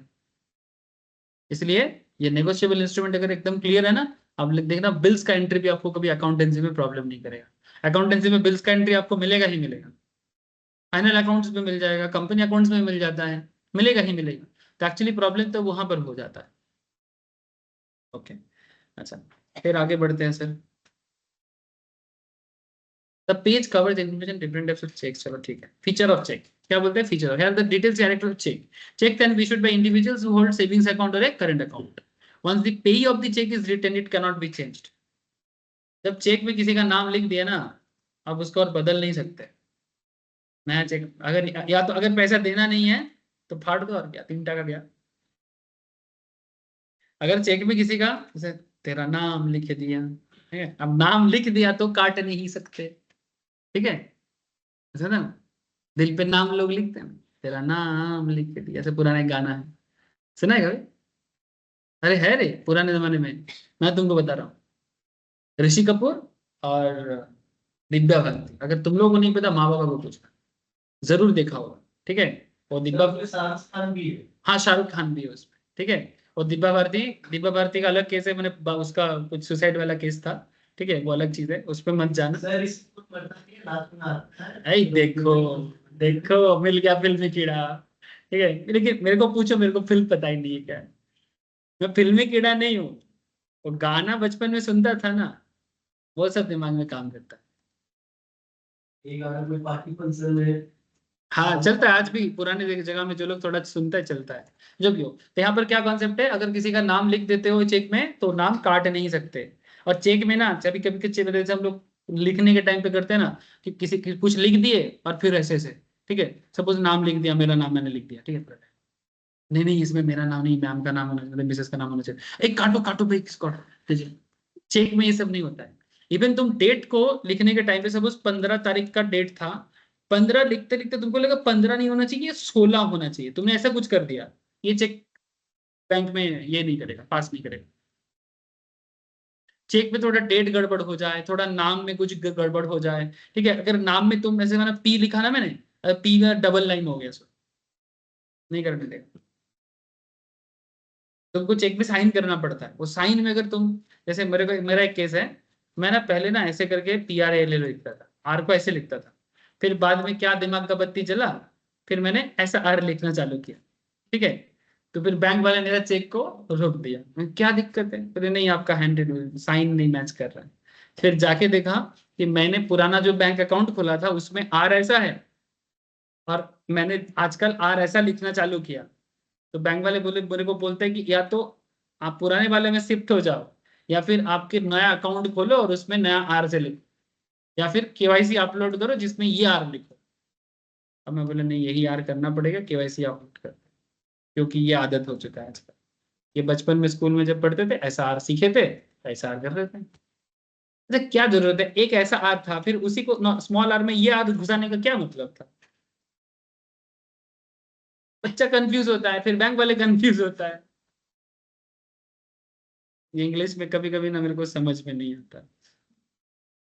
जैसे बहुत सारे इंग्लिश में देखना, कुछ कोई कोई वो लेटर होता है साइलेंट होता है, ठीक है। जैसे मैंने एक नया नया सीखा आजकल, तो गंदा, साइकोलॉजी लेकिन नहीं। हाँ साइकोलॉजी, साइकोलॉजी में कहाँ पी कहाँ से आता है भाई, ठीक है। अच्छा प्लम्बर हम लोग बोलते हैं, नॉर्मल लोग देसी लोग प्लम्बर प्लम्बर चिल्लाते हैं, प्लम्बर नहीं होता, बोलते हैं प्लम्बर होता है, ठीक है। तो फिर अगर अगर ठीक है मान लिया, अगर स्पेलिंग में ये बी क्या कर रहा है। अच्छा तुम लोगों को अकाउंटिंग भाषा में बोलता हूँ, अगर तुमको डेटर बोल रहा है तो ये बी काय को दिया। बचपन में बच्चा लोगों का क्या गलती है डेप्टर डेप्टर करने से, ठीक है। अगर किसी के सामने डेप्टर बोल दिया, तो इसको इतना भी नहीं पता, डेप्टर नहीं होते भाई, डेप्टर होता है डेप्टर। तो कभी कभी सोचता हूँ ऑक्सफोर्ड में जाके केस करूंगा ऑक्सफोर्ड के नाम से, ठीक है, कि भाई आप लोगों को स्पेलिंग खुद को नहीं आता है और बच्चा लोगों के दिमाग खाते हो। ऑक्सफोर्ड लैटिन को केस कर। ये बात सही है, क्योंकि वो उधर से चोरी करके रखा है। चलो ठीक है। अच्छा, the amount that is written on the cheque can not be change later on, ठीक है। अच्छा an oral order to pay the money is not recognise the cheque, an oral order to pay the money माने, जैसे साहिल दिख नहीं रहा है, साहिल पढ़ाई कर रहा है ना बाबू, सुन रहा है ना, हाँ इसका नाम भी साहिल, ठीक है। अच्छा ओरल ऑर्डर मान की साहिल सर को, इसका नाम सागर है, सागर किनारे को साहिल ही बोलते हैं।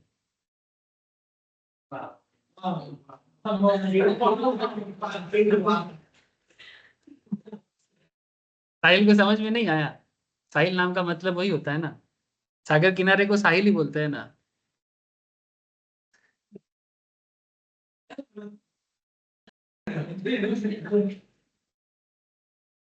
ऐसा बात नहीं है, तुक्का लग गया वाले बात।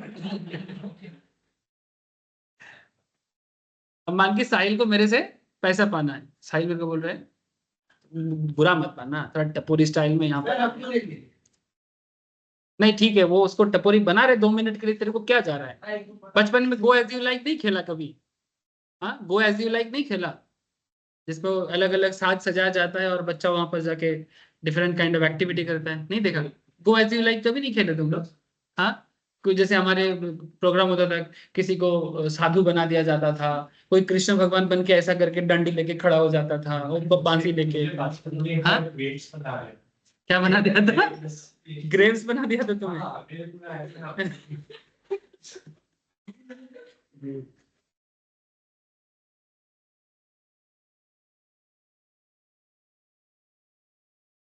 अंगूर बना दिया था तेरे को? कैसे? मैंने पूरा अंगूर तेरे ऊपर सजा के? वो कुछ तो लगाया था नहीं। अगर मैं उधर होता तो खा ही लेता जाके चलो चलो ठीक है। अब मान के ये आके मेरे को बोलता है, ओ सर तुमसे पैसा पाना है, दे दो दे दो। ठीक है, यही बोल रहे हैं, oral order to pay the money is not recognised as cheque. ठीक है, क्योंकि चेक का कभी भी ओरल ऑर्डर नहीं हो सकता। The cheque is an unconditional order in writing and not a request to the bank. ठीक है, चेक जो होता है सर ये अनकंडीशनल ऑर्डर होता है, मतलब इसमें कोई कंडीशन नहीं है। अगर कोई किसी को चेक दे रहा है ना, तो उसके बदले में बैंक उसको पेमेंट करेगा।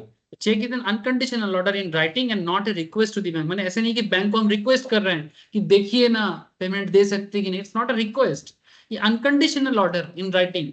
ठीक है, कि हम बैंक को बोल रहे हैं कि मेरे अकाउंट में पैसा है, उनके अकाउंट में डाल दो, या फिर मेरे अकाउंट में पैसा है मुझे ही डाल दो।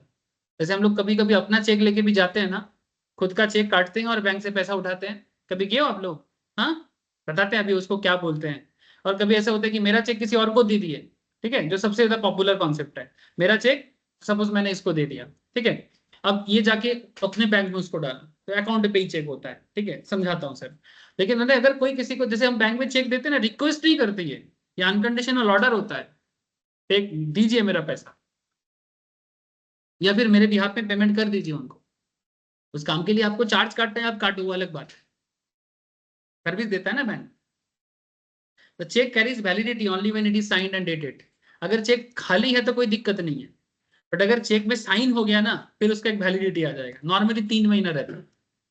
नॉर्मली अगर एक चेक साइन हो चुका है, तो वो साइंड चेक ना 3 महीना वैलिड रहता है। खाली है तो कोई दिक्कत नहीं, डेट भी दे दिया, साइन भी हो गया।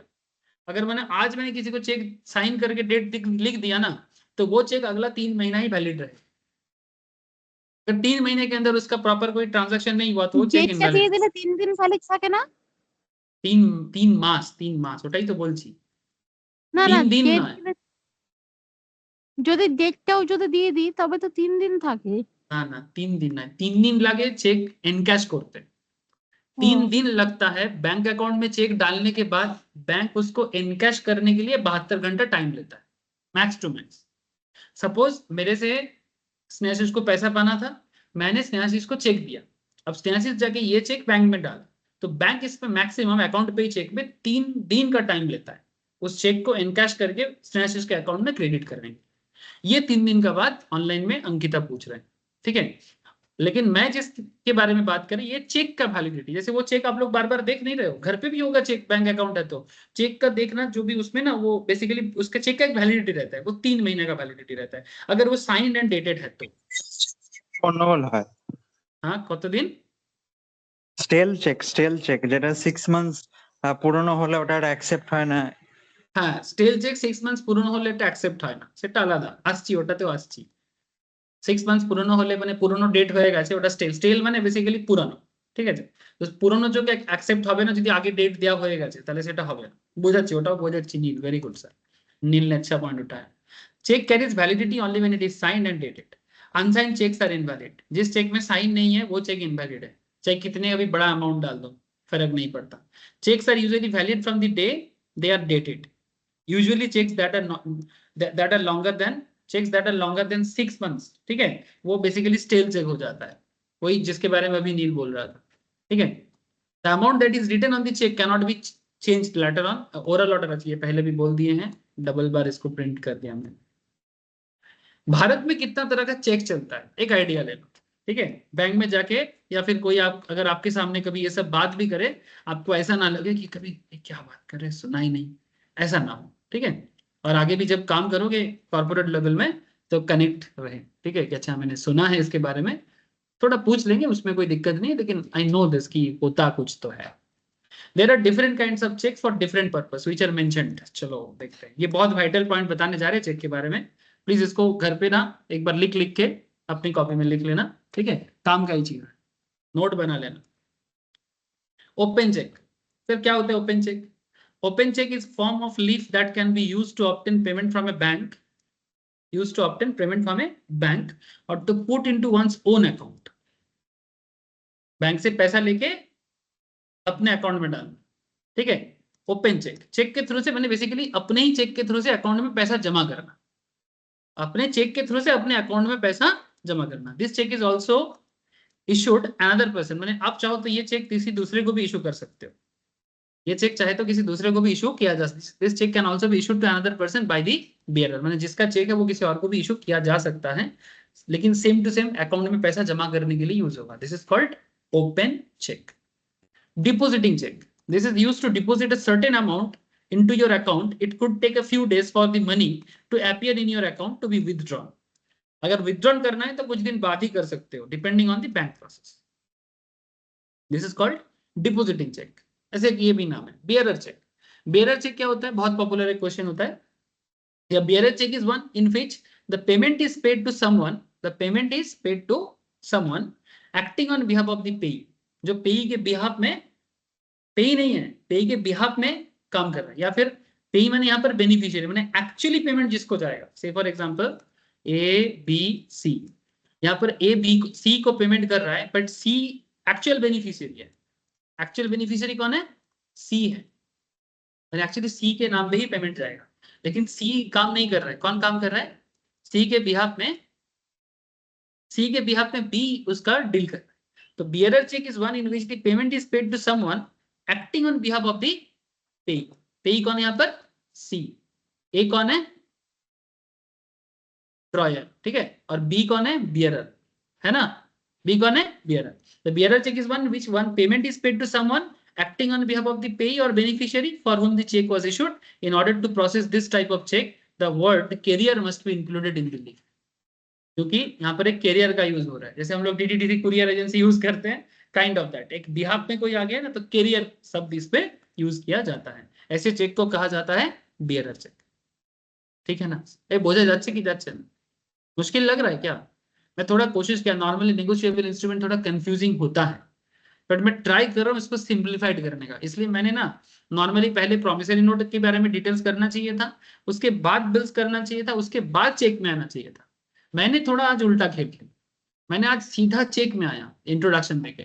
रीजन क्या है? क्योंकि चेक के बारे में आप लोग कनेक्ट कर सकते हो, बिकॉज आज के डेट में चेक का ही यूज होता है, बिल से या प्रोमिसरी नोट का यूज नहीं है, इसलिए मैंने उसके बारे में नहीं बोला। लेकिन एग्जाम में तो पूछ सकता है ना, इसलिए हम लोग बिल्स एंड प्रोमिसरी नोट के बारे में भी बात करेंगे, लेकिन चेक को पढ़ने के बाद। इसलिए चेक का थोड़ा बेसिक मैंने डे टू डे लाइफ में क्या क्या चीजें होते हैं उसके बारे में थोड़ा जान रहे, उसके बाद और भी लॉ के बारे में जानेंगे सर। एक होता है self cheque. Self cheque is a cheque written in one's own name, अपने नाम पे होता है, with the drawer and payee being the same person. जो ड्रॉयर है वो वही है, मैंने खुद के नाम पे है ना, तो मैं ही ड्रॉयर मैं ही पेई। It could only be deposited in the bank of the dryer, तो मैं इसमें खुद के अकाउंट में ही खुद इस चीज को डाल सकता हूँ। This is called self cheque. मैंने जब अपने नाम के अकाउंट से पैसा उठाना हो या अपने नाम के अकाउंट में पैसा डालना हो तो लोग ज्यादातर केस में यही यूज करते हैं। इसमें और ओपन चेक में क्या? ऑलमोस्ट सेम है, ऑलमोस्ट सेम है, लेकिन ओपन चेक तुम किसी को दे भी सकते हो, ओपन चेक किसी को दिया भी जा सकता है, पर सेल्फ चेक माने सेल्फ है। सेल्फ माने इसका मतलब ये होता है कि बैंक ये मानते हैं कि खुद ही उठा के लेके गया पैसा। कई बार कोई क्या होता है, बड़े बड़े बिजनेसमैन बैंक में नहीं जा सकते, टाइम का प्रॉब्लम है, और कई बार होता है ना सेठ जी लोग है भाई, उठ के घर इधर उधर जा नहीं सकता, तो वो अपने नौकर चाकर जो भी होता है या जो भी उसके दुकान में काम करते उसको बोलते जा अकाउंट से पैसा लेके आ, तो बेसिकली चेक में सेल्फ बोल के साइन करके दे देता है। लेकिन आजकल पुराने दिन में तो फिर भी बैंक दे देता था, यानी कोई भी उसको लेके जाए दे देता था। आजकल बहुत झमेला करता है, बोलते हैं जिसका पैसा है उसको ही आना पड़े, फिर फोन में अरे दे दीजिए ना सर, दे दीजिए ना सर, नहीं नहीं हम लोग का पॉलिसी में भी नहीं है, आपको आना पड़ेगा। मैंने इस तरह का सिचुएशन आजकल हो गया सर। ये बहुत यूज होता है सर, बहुत पॉपुलर चेक है पोस्ट डेटेड चेक, बहुत यूज होता है। ए तुम लोग सुन रहे थे? हाँ, पोस्ट डेटेड चेक सर क्या होता है?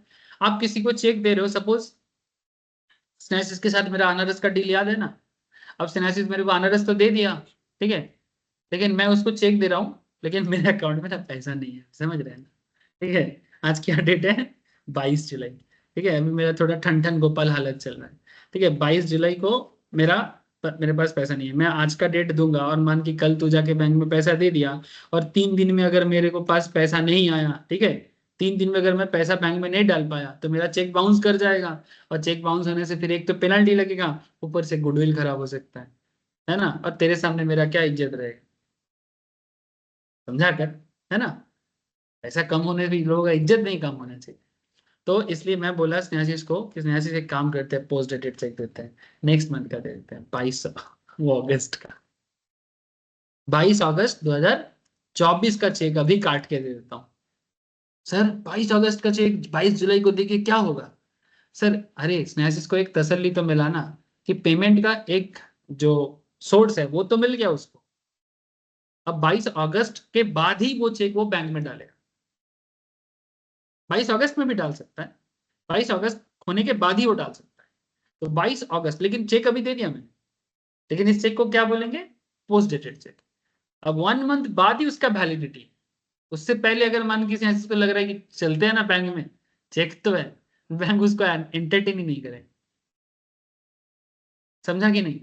हाँ, बस ये होता है post dated cheque. Post dated cheque is crossed account पे चेक, या एक्चुअली अकाउंट पे चेक ही होता है। नॉर्मली क्रॉस्ड एंड अकाउंट पे चेक कैसे होते हैं? जैसे मैं आपको चेक दिखाया था ना कुछ देर पहले, जैसे चेक जो भी होता है, जैसे यहाँ पर चेक का था ना, कहाँ चला गया, ये चेक है ना स्पेसिमेन का।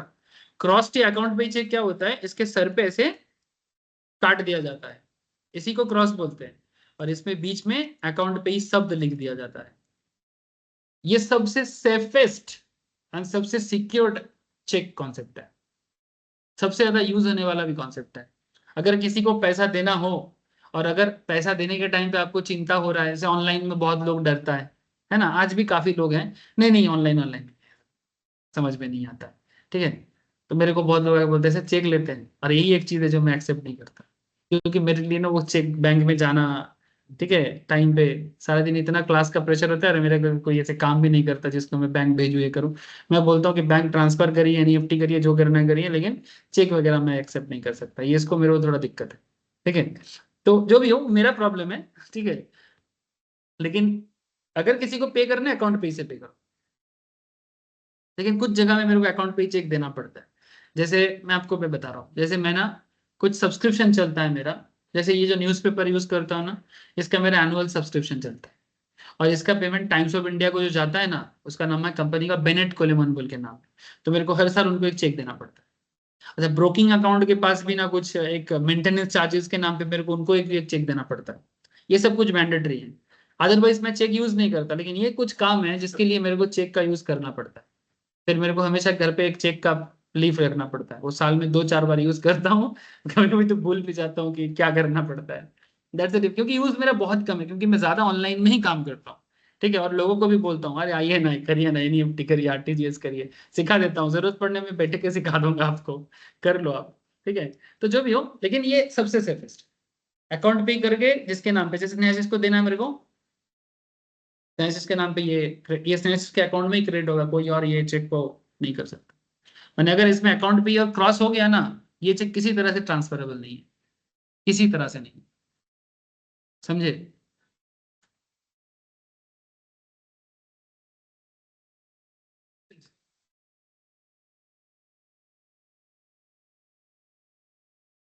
चिंता का, हाँ हाँ, अरे चेक का पत्ता का दाम होता है, पेज का दाम लेता है, वो थोड़ा मोटा होता है, थोड़ा क्वालिटी उसका अच्छा होता है, नॉर्मल पेज की तरह नहीं होता है, वो क्वालिटी थोड़ा अच्छा होता है, इसलिए चेक किसी को देने के बाद वो ऐसा नहीं है कि वो चेक 2 दिन में फट जाए। देखा, चेक वैसा नहीं होता है, चेक थोड़ा सा मोटा होता है, काफी मोटा होता है, उसका जीएसएम बोलेंगे, क्या बोलते हैं उसको, पेज का जीएसएम होता है ना, ठीक है? वो जीएसएम काफी हाईफाई होता है, इसलिए दाम होता है। जो भी हो, it is valid for the tenure of 3 months from the date of issuance, जिस डेट से उसका इशू है। अगर पोस्ट डेटेड है तो पोस्ट डेट से, जैसे 22 अगस्त का डेट है तो उस डेट से 3 महीने का वैलिडिटी रहेगा, समझे? ट्रैवलर्स चेक के बारे में आपको मैं पहले ही बोल दिया, आ गया सर ट्रैवलर्स चेक। फॉरेन जाओ, ट्रैवलर्स चेक में बैंक, यहाँ इंडियन बैंक से ट्रैवलर्स चेक बना लो, फिर जहां जाना है उस कंट्री में जाके, वहां के बैंक में जाके ट्रैवलर्स चेक दिखाओ, और जितना पैसा चाहिए उस हिसाब से फॉर्म फिलअप करके अपने जरूरत का पैसा निकालो और मजे से खर्चा करो, घूमो फिरो, वापस आ जाओ। पैसा कैरी करके जाने का जरूरत नहीं। ठीक है, समझे सर? बैंकर्स चेक ये बहुत इंटरेस्टिंग, कभी देखे हो बैंकर्स चेक? पैसा पैसा एकदम सीधा, एकदम रॉ पैसा है, मनी है, मनी मनी है तो हनी है, ये मनी है, मनी। बैंकर्स चेक पैसा होता है। माने कोई अगर आपको बोले बैंकर्स चेक देंगे, कभी ना मत करना, क्योंकि वो चेक पैसा होता है। जैसे ये अभी जो मैं आपको अकाउंट पे चेक के बारे में बोल रहा था, अकाउंट पे चेक में क्या था, जैसे मैं स्नेहाशीष को मैं एक चेक इशू किया, अब 1 महीने बाद मेरे अकाउंट में मैं पैसा रखूंगा तो जाके स्नेहाशीष उसमें इनकैश करके बैंक में डालेगा, फिर उसको मिलेगा। अगर मैं बैंक में पैसा नहीं डाला, वो अलग बात है कि मेरा सिविल स्कोर गिरेगा, मेरे को बैंक के थ्रू से थोड़ा पेनल्टी चार्ज होगा, मेरा थोड़ा गुडविल के हैम्पर होगा, लेकिन अगर मुझे उसको देना नहीं है तो मैं टोपी घुमाता रहूंगा। हाँ हाँ देना है, दे रहा है, दे रहे, इस बार का थोड़ा दिक्कत हो गया, नेक्स्ट बार जरूर पक्का दे देंगे। ठीक है, माने ये जो अकाउंट पे चेक वगैरह का कॉन्सेप्ट है वो बाउंस हो सकता है। बैंकर्स चेक में ऐसा कोई कॉन्सेप्ट, बैंकर्स चेक का मतलब होता है कि मैं किसी को पेमेंट कर रहा हूं। जैसे बैंकर्स चेक में नॉर्मली कैसा ट्रांजैक्शन होता है मैं आपको बताता हूँ। एसेट ट्रांसफर का ट्रांजैक्शन होता है। सपोज किसको लिया जाए, चलो लफंगा को ले लेते हैं, तुषार। गुस्सा हो गया? हाँ, कॉलर चढ़ा दे, लफंगा बोला तेरे को। हाँ हाँ, मान के तुषार, गुस्सा मत करना, ऐसे ही। तुषार और तेज के बीच में एक ट्रांसफरेशन चल रहा है, ठीक है। मान के तेज का कोई प्रॉपर्टी तुषार खरीद रहा है, ध्यान से सुनना। तेज का प्रॉपर्टी तुषार खरीद रहा है, अब तुषार ने क्या किया, उसके पास पैसा नहीं था तो उसने बैंक से लोन करवाया। क्या करवाया? बैंक लोन करवाया। अब बैंक ये लोन का पैसा कैसे पेमेंट करेगा? तुषार को पे करेगा क्या? अगर हाउसिंग लोन कॉन्सेप्ट में चलता है ना, पर्सनल लोन होगा तो उसके अकाउंट में दे सकता है। अगर ये हाउसिंग लोन कॉन्सेप्ट में चल रहा है कि मैंने हाउस का लोन उसने निकाला, फिर उसका घर बैंक के पास पेपर का मॉर्गेज रहेगा, और ये जो अमाउंट रहेगा उसका एक चेक बना के तुषार को देगा, लेकिन डायरेक्टली नहीं। रजिस्ट्री के टाइम पे, जिस दिन रजिस्ट्री होगा, बैंक का लोग रहेगा, बैंक का एजेंट आएगा, तुषार रहेगा, तेज रहेगा, ठीक है। फिर बैंक का आदमी तेज के हाथ में सीधा ट्रांसफर करेगा ऑन बिहाफ ऑफ तुषार, और वो पैसा लेके तेज एकदम भागा भागा अपने बैंक में जाएगा। ठीक है, सपोज उसका 50 लाख का प्रॉपर्टी है। कितने का? 50 लाख का प्रॉपर्टी। ये 50 लाख का प्रॉपर्टी तेज ने तुषार को बेचा, तुषार उसका बैंक लोन करवाया, बैंक ने एक बैंकर्स चेक के थ्रू से तुषार की तरफ से पेमेंट तेज को कर। ऐसा नहीं कि 50 लाख लेके बैंक एकदम तेज के घर पे गाड़ी का एंट्री करेगा, 50 लाख ले भाई, ऐसा नहीं होता है। तुमको क्या लगता है 50 लाख बैंक तुम्हें ट्रक भर के लेके आके तेज के सामने डालेगा? ऐसा नहीं होता है, ऑब्वियसली ऐसा नहीं होता होगा। ठीक है, तो कैसे होता होगा? वो जो बैंकर्स चेक है वो एक्चुअली प्योर मनी है। किसका पैसा है? बैंक का पैसा है जो तेरे को लोन में मिला है।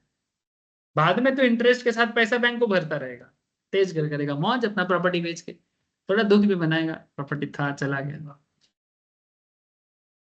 समझे? ठीक है, ये होता है बैंकर्स चेक। बैंकर्स चेक माने प्योर मनी, समझे? अभी तक जो चेक पढ़े वो कोई भी प्योर मनी नहीं था, लेकिन ये प्योर मनी होता है। इससे बड़ा प्योर मनी और कुछ हो ही नहीं सकता।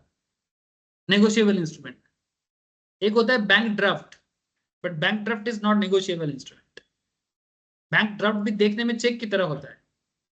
जैसे मैं तुम लोग को एग्जांपल दिखाया ना कई बार, कि जैसे हम लोग जब इंस्टीट्यूट वगैरह में पेमेंट करते थे, हम लोग कैसे पेमेंट करते थे जानते हो? तब तो ऑनलाइन नहीं था ना, हम लोग ड्राफ्ट करते थे, ड्राफ्ट काटते थे। कैसे काटते थे? बैंक में चले जाते थे, राह चलते कोई भी बैंक में जा सकते हो, तुम्हारे पॉकेट में होना चाहिए कैश।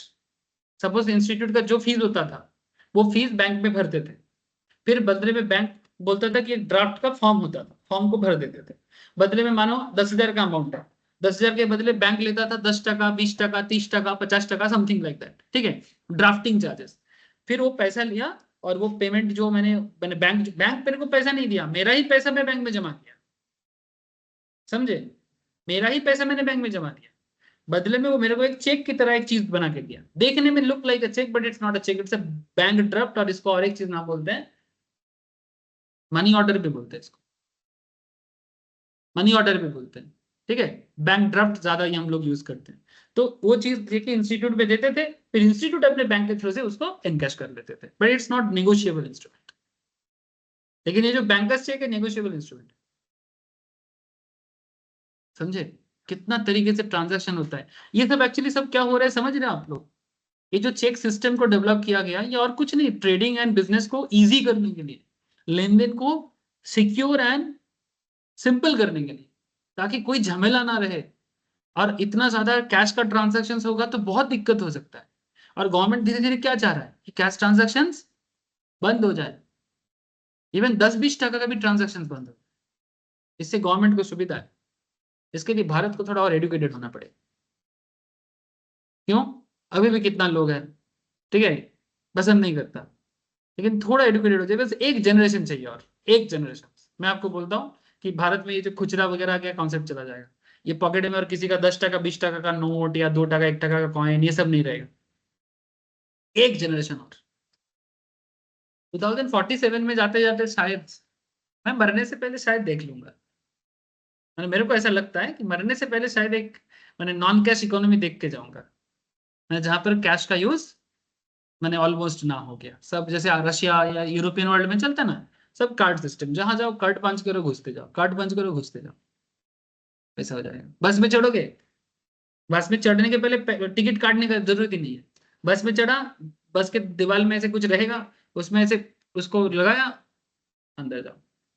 जिसका कार्ड में पैसा नहीं है वो बस में चढ़ ही नहीं सकता, रिचार्ज करो और फिर चढ़ो। समझे? स्मार्ट सिटी भुवनेश्वर बन गया, ऐसा भुवनेश्वर को बनाया जा रहा है स्मार्ट सिटी। ऐसे स्मार्ट सिटी कॉन्सेप्ट में ये सब है। न्यूटन भी स्मार्ट सिटी के अंदर आता है, न्यूटन में भी ऐसा कुछ कॉन्सेप्ट बनाने का कोशिश है। क्रॉस चेक खत्म ही नहीं होता है चेक। हाँ हाँ, क्रॉस चेक देखो, account pay check is another name for a cross check. It is a bearer's check with the words account pay inscribed in 2 parallel lines on the top left. दिखा दिया already, ठीक है। वही जो account cross check बता रहे थे उसी का नाम है। अकाउंट पे चेक को ही क्रॉस चेक कहते हैं, अकाउंट पे चेक को ही क्रॉस चेक कहते हैं। वो जो माथा में तो ऐसे ऐसे देना पड़ता है ना, दिस इज कॉल्ड। एक होता है order cheque. Order cheque is a cheque that can be only be issued to the person whose name is mentioned on the cheque, ठीक है। स्टेल चेक जो कुछ देर पहले बात हो रहा था ना, stale cheque is the one that has been deposited 3 months after the date on which it was signed, जैसे स्टेल चेक कहते हैं। ब्लैंक चेक क्या होता है? जिसमें साइन नहीं रहेगा, है ना। ब्लैंक चेक माने सॉरी साइन रहेगा बट कुछ किसी का नाम माने पेई का नाम या फिर डेट वगैरह कुछ भी नहीं रहेगा, ठीक है। तो ब्लैंक चेक में साइन सिर्फ रहता है, याद रखना। ब्लैंक माने पूरा ब्लैंक नहीं होता, ठीक है। ब्लैंक पूरा खाली चेक नहीं। ब्लैंक माने blank check is a check that has been signed by the account holder but does not have any other information filled in such as the date, pay or amount. This means that anyone who has the check, इसका एक बहुत interesting concept है। अगर वो blank cheque है, ठीक है, this means that anyone who has the check can fill the missing information and cash it for the amount they specify. अगर घर पे कई बार ऐसे होता है ना, हम नहीं रहेंगे तो चेक में साइन करके जाते हैं, कोई आएगा तो बस अमाउंट लिख के दे देना। बिजनेसमैन लोग अपने घर पे बोल के जाते हैं। अब मानो अगर किसी को फ्रॉड करना हो तो आराम से कर सकते, समझे? ये होता है ब्लैंक। ब्लैंक माने is not fully blank. Dishonour of cheque, जिसको हम लोग यहाँ पर आम भाषा में बोलते हैं बाउंस होना, चेक बाउंस हो जाना। साधारण भाषा में बोलते हैं अरे चेक बाउंस हो, ठीक है। When a bank does not deposit the payment that is written on the cheque into the payee's account, payee के अकाउंट में पैसा जमा नहीं करते। क्यों? It is known as cheque dishonour. माने एक्चुअली पेयर के अकाउंट में पैसा नहीं था, या फिर कुछ टेक्निकल ग्लिचेस हो सकता है, पेयर का साइन मैच नहीं किया, अकाउंट नंबर गलत निकल गया, कुछ भी एक गड़बड़ हो सकता है, ठीक है। So which outline the reasons for the, उसमें ये भी लिख देता है, डिसऑनर का रीजंस भी बता देता है कि क्यों डिसऑनर हुआ है, ठीक है। is normally issued to the payee bank. The bank to the dry issue this memo. The payee bank present the dishonored check and memo to the payee within 3 months of issuance. The payee can resubmit the identical check. The payee should also send a notification to the drawer saying that the money needs to be paid within the period of 15 days of receipt of the notice. मैंने अगर आपका कोई check issue नहीं होता ना तो वो cheque bank वापस कर देता है, वो चेक वापस कर देता है। तो फिर आपको उसके साथ रीजंस भी बता देते हैं कि इसलिए बैंक ने चेक को डिसऑनर किया। समझे? बस ऑलमोस्ट चेक क्या खत्म हो चुका है। Antedated cheque, an antedated cheque is a cheque that has been dated before the date on which it was actually written. माने जिस डेट पे चेक नॉर्मली लिखना चाहिए था उससे कहीं पहले तुमने चेक में साइन या डेट दे दिया, इसके बाद तुमने किसी को दे दिया और वो चेक माने टाइम से पहले ही डिपॉजिट हो गया, तो बेसिकली इसको हम लोग क्या बोल देंगे? एंटीडेटेड चेक बोलेंगे। ये एक्चुअली स्टेल चेक की तरह ही होता है। इसमें एक स्पेशल कॉन्सेप्ट क्या रहता है कि अगर मान कि एंटीडेटेड चेक में जो चेक का जो टाइम है, से फॉर एग्जांपल किसी को चेक देना था 25 जुलाई को, ठीक है, लेकिन साइन करना चाहिए था 25 जुलाई को, है ना, लेकिन 25 जुलाई से पहले ही उसमें डेट एंड साइन हो चुका है।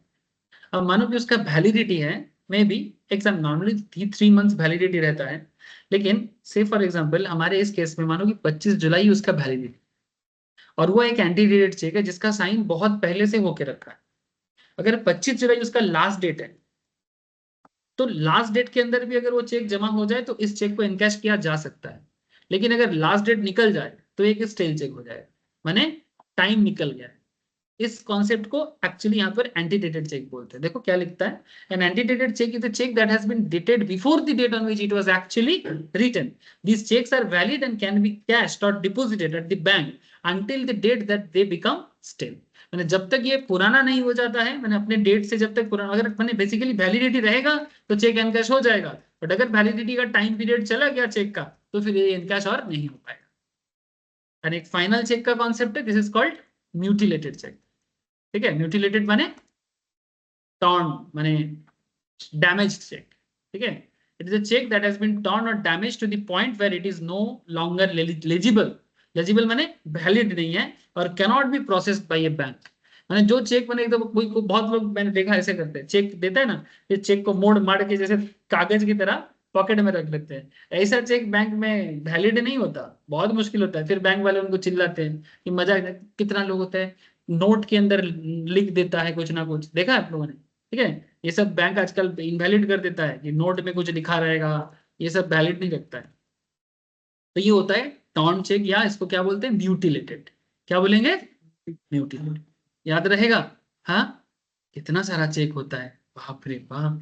ठीक है, चेक में क्या होता है? ड्रॉयर होता है, इसका भी डिटेल्स तुमको बुक्स में भी मिलेगा। The person who writes the cheque and has the account from which the funds are drawn, जिसके अकाउंट से पैसा जाएगा उसको बोलते हैं ड्रॉयर। ड्रॉई कौन होता है? The bank that is instructed to pay the funds. जो बैंक पैसा पेमेंट करने का इंस्ट्रक्शन देता है उसे कहते हैं ड्रॉई। पेई कौन होता है? द पर्सन और entity to whom the funds to be paid, माने जिसको पैसा मिलेगा। ठीक है, अमाउंट क्या होता है? ना sum money to be paid, जो पैसा तुम दे हुए। डेट क्या होता है? जिस डेट पे तुम चेक को इशू कर रहे हैं, है ना। सिग्नेचर क्या होता है? The drawer signature which authorise the bank to pay the funds. Simple simple बातें हैं सर, ठीक है, मैंने सिंपल रखने का ही कोशिश किया। ठीक है, व्हाट इज चेक नंबर? ठीक है, चेक में एक नंबर दिखाया था आप लोगों को। ठीक है, every cheque contains a cheque number, आप घर पे जाके भी चेक कर सकते हो, that is mention on the leaf. The cheque number is used to find the status of the cheque. Cheque number से एक्चुअली चेक का स्टेटस का पता किया जा सकता है, जो गवर्नमेंट एक्चुअली ये सब आरबीआई इशू करता है, और हर चेक का एक सीरियलिंग होता है। ऐसा नहीं कि कुछ भी चेक हो गया, माने जो भी चेक मार्केट में आता है ना बैंक के थ्रू से, वो चेक ऐसे कोई भी इशू नहीं कर सकता। वो एक आरबीआई के एक पूरा सिस्टमेटिक वे में वो चेक इशू होता है। कोई मजाक नहीं कि कोई भी मैं भी एक चेक बना के मार्केट में छोड़ दो वो भी चेक चलेगा क्या? नहीं रे बाबा, एक सिस्टमेटिक वे में चलता है। देखो क्या बोलता है, इसके बारे में थोड़ा सा जान के घर जाओगे आज। Every check contains a check number that is mentioned on the leaf. The check number is used to find the status of a check. To find the check number, you can look the first 6 numbers that are present on the bottom of the check. Cheque के नीचे जो पहला 6 number होता है उससे check का actual माने status पता चलता है। चेक लीफ क्या होता है? Cheque leaf is a single cheque found in the cheque book. It serves as a written instruction to a bank to pay a specified amount of money to the payee. Check leaf can be used to the purpose of withdrawing, depositing or transferring funds from one account to another. Cheque leaf का format देखो क्या रहता है, उसमें 6 unique digit होता है bottom left corner में। एक MICR कोड होता है जिसको स्कैन किया जाता है, इसे मैग्नेटिक लिंक कैरेक्टर भी बोलते हैं। ठीक है, MICR magnetic link character recognition code, MICR का फुल फॉर्म है। ठीक है, 9 डिजिट MICR कोड इंडिकेट करता है बैंक एंड ब्रांच। अगर उसमें 9 डिजिट है, जो बेसिकली MICR कोड के अंदर क्या रहता है, 9 digit of the MICR code indicate करता है bank and branch from which the cheque was initially issued to the account holder. Bank का नाम उसके अंदर रहता है और ब्रांच का, मतलब एक्चुअली देखो चेक तो कहीं पर भी, जैसे मानो मेरा SBI है, ये इसका मानो एक्सिस में है, अब मेरा चेक इसके एक्सिस के पास गया, ये अपने एक्सिस में उसको जमा किया, फिर एक्सिस बैंक उस चेक को इनकैश करने के लिए सोचता है, तो चेक तो कोई बना के भी भेज सकता है, ऐसे एक चेक प्रिंट करके उसका इलीगल डुप्लीकेट बनाना कोई बड़ी बात थोड़ी है। तो वो स्कैन करके एक्चुअली पता चलेगा कि what is the source bank, किसका पैसा, किसका अकाउंट, किसका क्या, वो MICR कोड के थ्रू से बैंक को पता चलता है, नहीं तो इजीली डुप्लीकेशन हो जाएगा सर। और फॉरेन कंट्री में कुछ कंट्री है ना जो हमारा नोट डुप्लीकेसी करके हमारे देश में आतंकवाद फैलाता है ना, हमारे देश में चेक डुप्लीकेट करके हमारे देश में पैसा का डुप्लीकेसी करता है, एक कंट्री है ना सर, हमारे पड़ोसी, हमारा छोटा भाई बिगड़ा हुआ है ना, समझे ना, समझे ना। पाकिस्तान का हमेशा ही टारगेट होता है कि हमारा इकोनॉमी को कैसे बदमाश किया, बर्बाद किया जाए। ये जो इंडिया ने डिसाइड किया ना चैंपियंस ट्रॉफी में इंडियन टीम को नहीं भेजेंगे, एकदम से डिस, जम्मू कश्मीर में आतंक करना बंद कर, फिर देखते हैं। तुम रोज हमारे लोगों को मारेगा और हमारे तुम्हारे देश में खेलने जाएंगे, मर तू मर। उसको पहले मतलब बोलते हैं ना, जब हाथ पे नहीं मारा जा सकता ना तो पाथ पे मार, सिंपल तरीका है। ठीक है, ये डिसीजन अच्छा है इंडिया गवर्नमेंट का, नहीं चाहिए इंडिया पाकिस्तान मैच। क्या करेगा, 2-4 मैच कम होने से होगा, वर्ल्ड कप में देख लेंगे जो होगा। हार जीत का फर्क नहीं, खेल में एक पार्टी हारता है एक पार्टी जीतता है, मेरे को उससे लेना देना, सिंपल बोल रहा हूँ। आप लोग जज्बाते हो तो मेरे को हार जीत से लेना देना नहीं। लेकिन ये जो इंडिया ने डिसाइड किया कि चैंपियंस ट्रॉफी में नहीं जाएगा, अब पाकिस्तान बोर्ड का भी हो रहा है पूरा, क्योंकि इंडिया नहीं जाएगा तो ICC शायद इवेंट ही ना होने दे।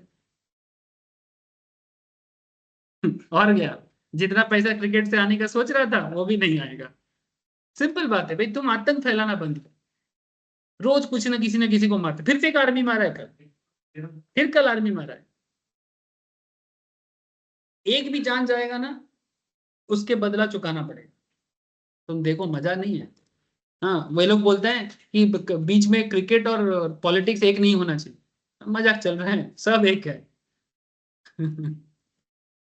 तो 9 digit MICR code indicate the bank and branch from which the check was initially issued to the account holder.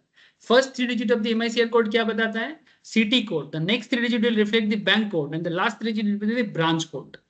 इस तरह से MICR कोड के थ्रू से चेक को सिक्योर किया जाता है, समझे सर। तो प्लीज एक बार आप लोग गो थ्रू कीजिएगा। यहाँ पर लास्ट में मैंने एक और चीज दिया कि कैसे चेक राइट करना पड़ता है, how to write a cheque. ठीक है, तो प्लीज एक बार ये नॉर्मल रेगुलर लाइफ के लिए जो मेरे पापा मेरे को नहीं बताया था, मैंने यहाँ पर उसको दे दिया। ठीक है, आप लोग प्लीज एक बार चेक कैसे लिखा जाता है उसको एक बार गो थ्रू करिएगा। Thank you sir.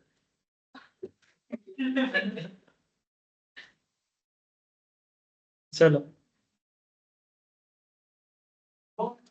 नहीं था। Okay sir, bye. Hi sir. Bye sir. Bye sir. Bye sir. Bye good night sir. Sir. Good night. Good night sir. Good night sir. Sir हाँ बोल। স্যার হ্যাঁ sir বলছি ট্যাক্সের সিলেবাসটা